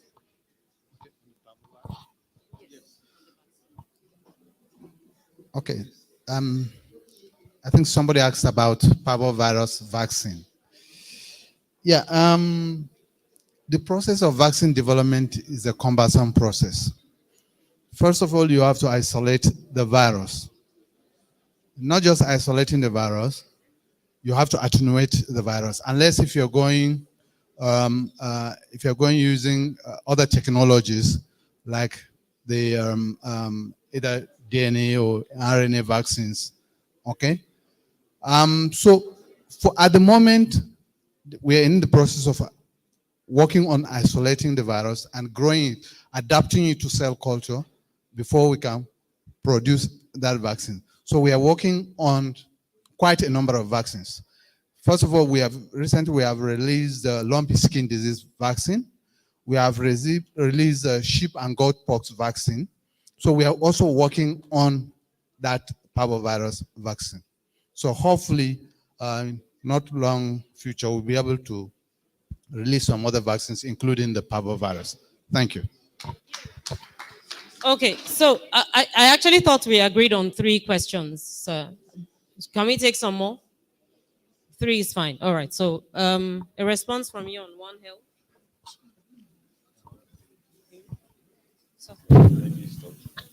No, One Health. Huh? Okay, on One Health, I think One Health have come to stay. We have several committees and forums where issues like this have been handled. So I don't know, maybe at the state level, it has not really been institutionalized, but at the federal level, like here, we have a forum of One Health forum where issues are handled. And depending on where disease is coming from, if it is like when we had an anthrax issue, it was domiciled with the vet, Federal Ministry of Agriculture, because it's from animal. If the disease is coming from human or environment, it will also be domiciled with them as the incident managers. So, so far, I don't think we really have much issue. There's so much collaboration in that area presently at the federal level. There's so much collaboration. That's all I can say. So maybe at the state level, the veterinarians should find a way to collaborate. And then there are some states like Gombe State, for instance, they have strong collaboration with the medics and the environment in that area. Thank you very much. Hello? Hello? Please let me throw some more light. Let us know what kind of resistance are they making? in Yobe State. This is beyond Yobe. It's a global concept. It's not a Nigerian concept. One world is global. And just last few weeks, we were there physically to launch the National Steering Committee, headed by the Minister of Health and co-chaired by the Minister of Agriculture. They are co-chairs, not vice chairman. The DG, NCDC, and the CVON are also co-chairs. So I don't know what they are resisting. Is it ego? So let us know precisely, either in writing, their resistance, and then we can respond accordingly. But it's not an issue with debate here or debate with them. No, it's beyond them, please. Okay, so there's a brief contribution here. There is what? Thank you. Okay, I'm Halima Gambo, LVMA Chair, Borno State. Sir, from what you've been saying, what my counterpart from Yobe is saying, at least in Yobe, they have it active. I was with the DVS of Yobe some times back. He is the chair of the One Health Committee there. But there is nothing like that in Borno. The veterinarians are not well represented. My understanding about the One Health, even the document establishing it, says a veterinarian should head. And what we've been having as far as Borno is concerned is somehow not non-participation, forceful eviction of the veterinarians from the, yes. This is something, and I'm sure several states can relate to this. Even issues that are primarily veterinary related are handled by human counterparts. Let me give you a simple example. The rabies. Last year we had the rabies, World Rabies Day. We had a very elaborate thing with so much awareness and all that. What we came to realize was when we have outbreaks or suspected cases, people will come to the clinics, to the veterinary hospital. And then when we keep the animals under observation and advise them to go to the hospitals for treatment, those that have been beaten by the dogs, they go there, the medics are clueless as to what to do. I reached out to the Commissioner of Health.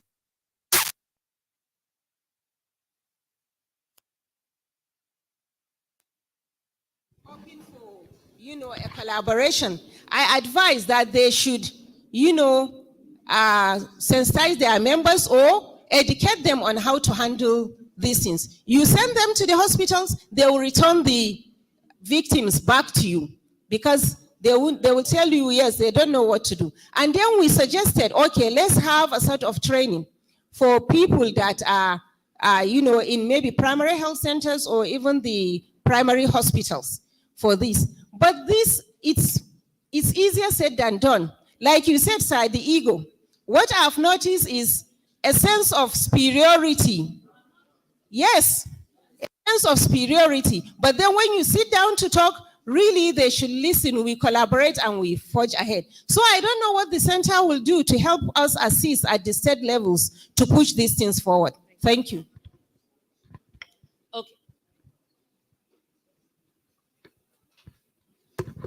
Please let me make it very simple and straightforward. Any state chapter that has problem with this One Health concept, write to us precisely what the issues are and to be addressed at the federal level. That's all. Thank you so much for that commitment. I'm so sorry we can't take more comments because we need to be out of here in no time. But we do appreciate all the comments and the questions that have been raised. And I'm sure when the heads of the different states at the NVMA level meet tomorrow, we'll definitely have some ways forward. May I very quickly invite for the vote of thanks, the Assistant General Secretary of the NVMA and the National Coordinator of Female Veterinarians of Nigeria, FAVAN, Dr. Gloria Daminabo. Please, a round of applause for her. Thank you.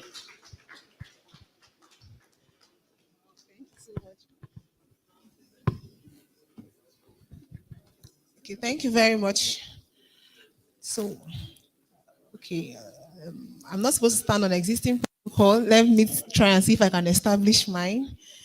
So the chairman of the occasion Senator Abdullah Isabi, who is ably represented here by Dr. Musa Inua, the keynote speaker who had to leave for some office exigencies, Dr. Aisha Ndayoko, the Permanent Secretary of Federal Ministry of Interiors, the Chief Veterinary Officer of Nigeria, Dr. Kolumba Vakuru, who is ably represented here by Dr. Musa Inua, the country rep FAO ECTAD,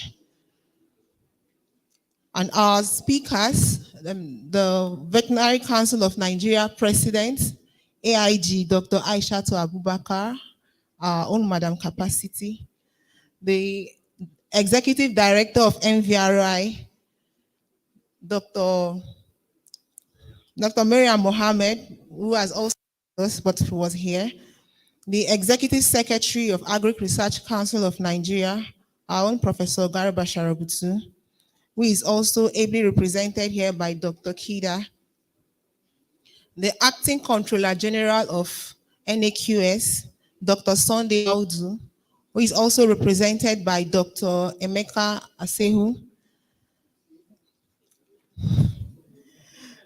the representative of the CEO Amobi Farms, our Acting Registrar of Veterinary Council of Nigeria, and immediate past Secretary General of the Nigerian Veterinary Medical Association, Dr. Oladotun Fadipe, our immediate past President of the Nigerian Veterinary Medical Association, Dr. Adetuberu Olutoyin, our past presidents of NVMA who are here, Dr. Gani Enahoro, the latest MNI, Dr. Ibrahim Adoshehu, the youngest NVMA president,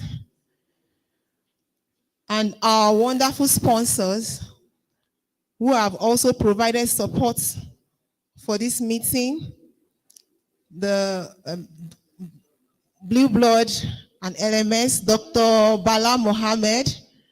I want to give a special thanks to him because he's been consistent in every NVMA activity for years, providing support. We also have the Farmalat team. Say thank you very much for your support to this meeting. Our state chairmen and secretaries who came all the way from different parts of Nigeria to be here. Thank you very much. Distinguished colleagues who found their way here to celebrate with us. Thank you very much. Members of the press and our very special guests who are here. I want to use the opportunity to also appreciate my father. He's a guest and he's here. Mr. Christian Daminabo. Can you just wave if you're here? I don't know if he's still here. Okay, thank you very much. So on behalf of the National Executive, on behalf of our very own President, Dr. Moses Arokoyo, the 21st President of the Nigerian Veterinary Medical Association, the People's President, I want to say a very, very big thank you, special appreciation to everyone who has made this event a very big success, and for all the deliberations we have made. We believe that we are going to create the future that we desire to feature in. Thank you very much to everyone. And before I leave, I would like to also remind us the meeting continues tomorrow for state chairmen and secretaries by 10 a.m. at the Veterinary Council of Nigeria building. Thank you very much. Thank you so much, Dr. Gloria, and congratulations to you and the rest of the team. All right, so I think it's been a day well spent.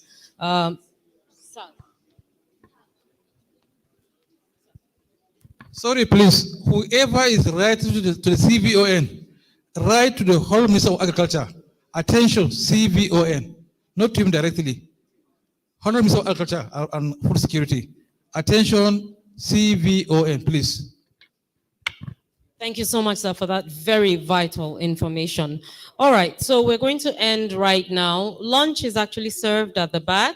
Are we ready? Lunch? Fantastic. So lunch is served. We'll leave the lead table to actually lead us there, and then the rest of us will follow. The executives will follow, and then the rest of us will follow in that order to ensure that there is no confusion. But just to say thank you to every one of you for being a part of this. We appreciate all your contributions, and we look forward to meeting again very soon. Who knows, maybe the next time we meet will be in Jos, but then in VOM. But then we look forward to that meeting. And just to let you know, hello, we never pray. Hello? Okay. And just to let you know that it's interesting that our new digital president of the NVMA is actually being vested on his birthday week. Saturday is Dr. Moses Arokoyo's birthday. So congratulations to you, sir, and happy birthday in advance. I just had to do that. I'm sure you know I'll do that. Okay, so we're going to stand right now and just recite the second stanza of the national anthem as our closing prayer, and then lunch is served. Thank you for being a great audience. My name is Inya Ode. We'll recite this together. 1, 2, go. O God of creation, direct our noble cause. Guide our leaders right. Help our youth the truth to know. In love and honesty to grow. And living just and true. Great lofty heights attain. To build a nation where peace and justice reign. Amen. Thank you all so much. Do enjoy the rest of your afternoon. Please remember that the lead table goes there first while the rest of us network and then move along.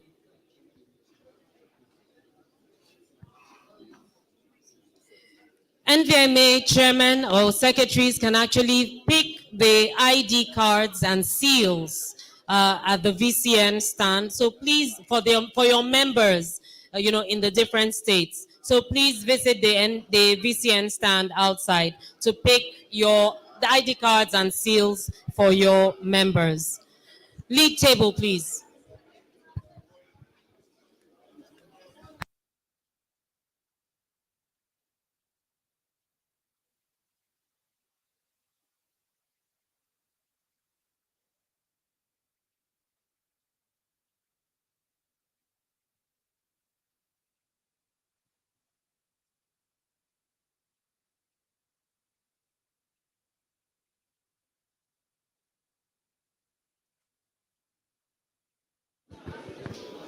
The exco table, please just go along with them. Thank you.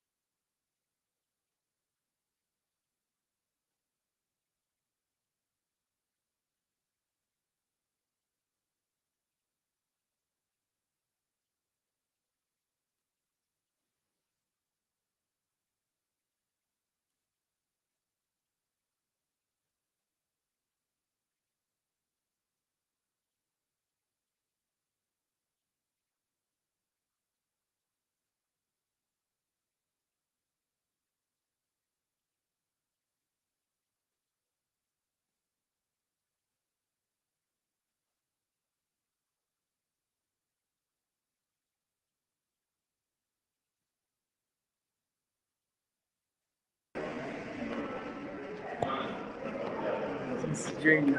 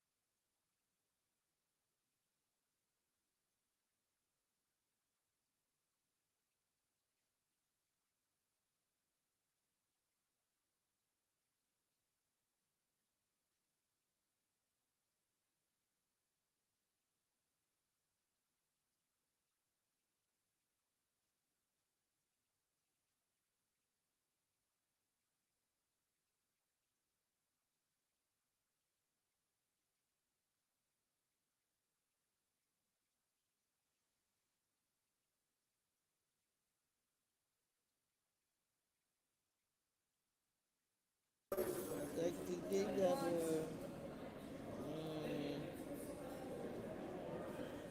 how has the place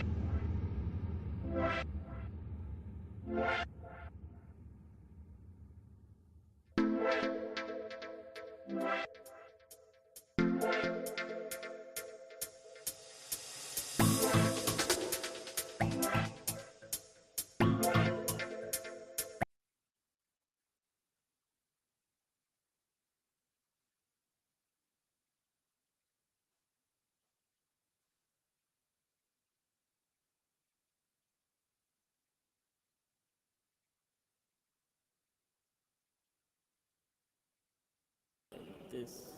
Okay.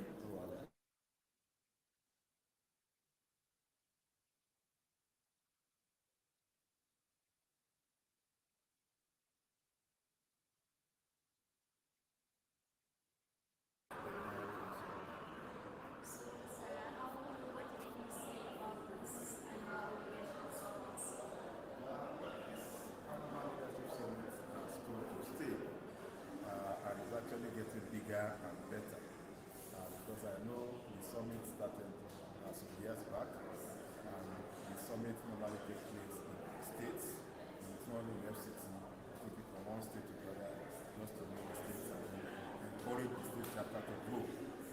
But after some time, when we Dr. Aboyne, we added the issue of investiture to the summit. So that is what we are going to do. Aboyne added over to that guy, so the investiture, that guy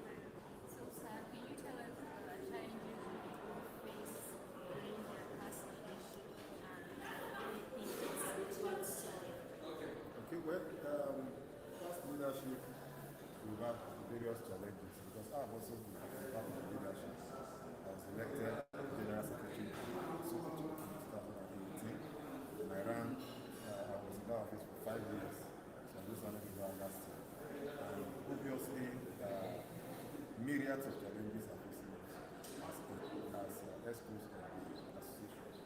Now, one of the new challenges is what I just highlighted here. We do quite a lot of activities, but those activities are not protected. Now, why is it not protected? Because we don't have the fund to be able to ensure that every activity is being publicized. So I think this leadership will need that support so that whatever activity we are doing will actually be publicized. Another thing that's actually a challenge to us is the inaccessibility of many of our members.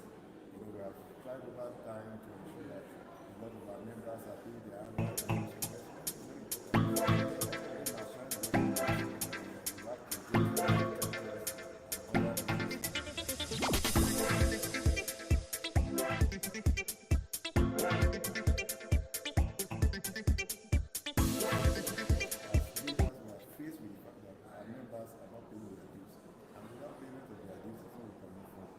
I'm sure if we're able to get support in projecting our ideas and also our members are paying their dues, we'll actually do quite a lot and we're optimizing the entire veterinary sector as defined by the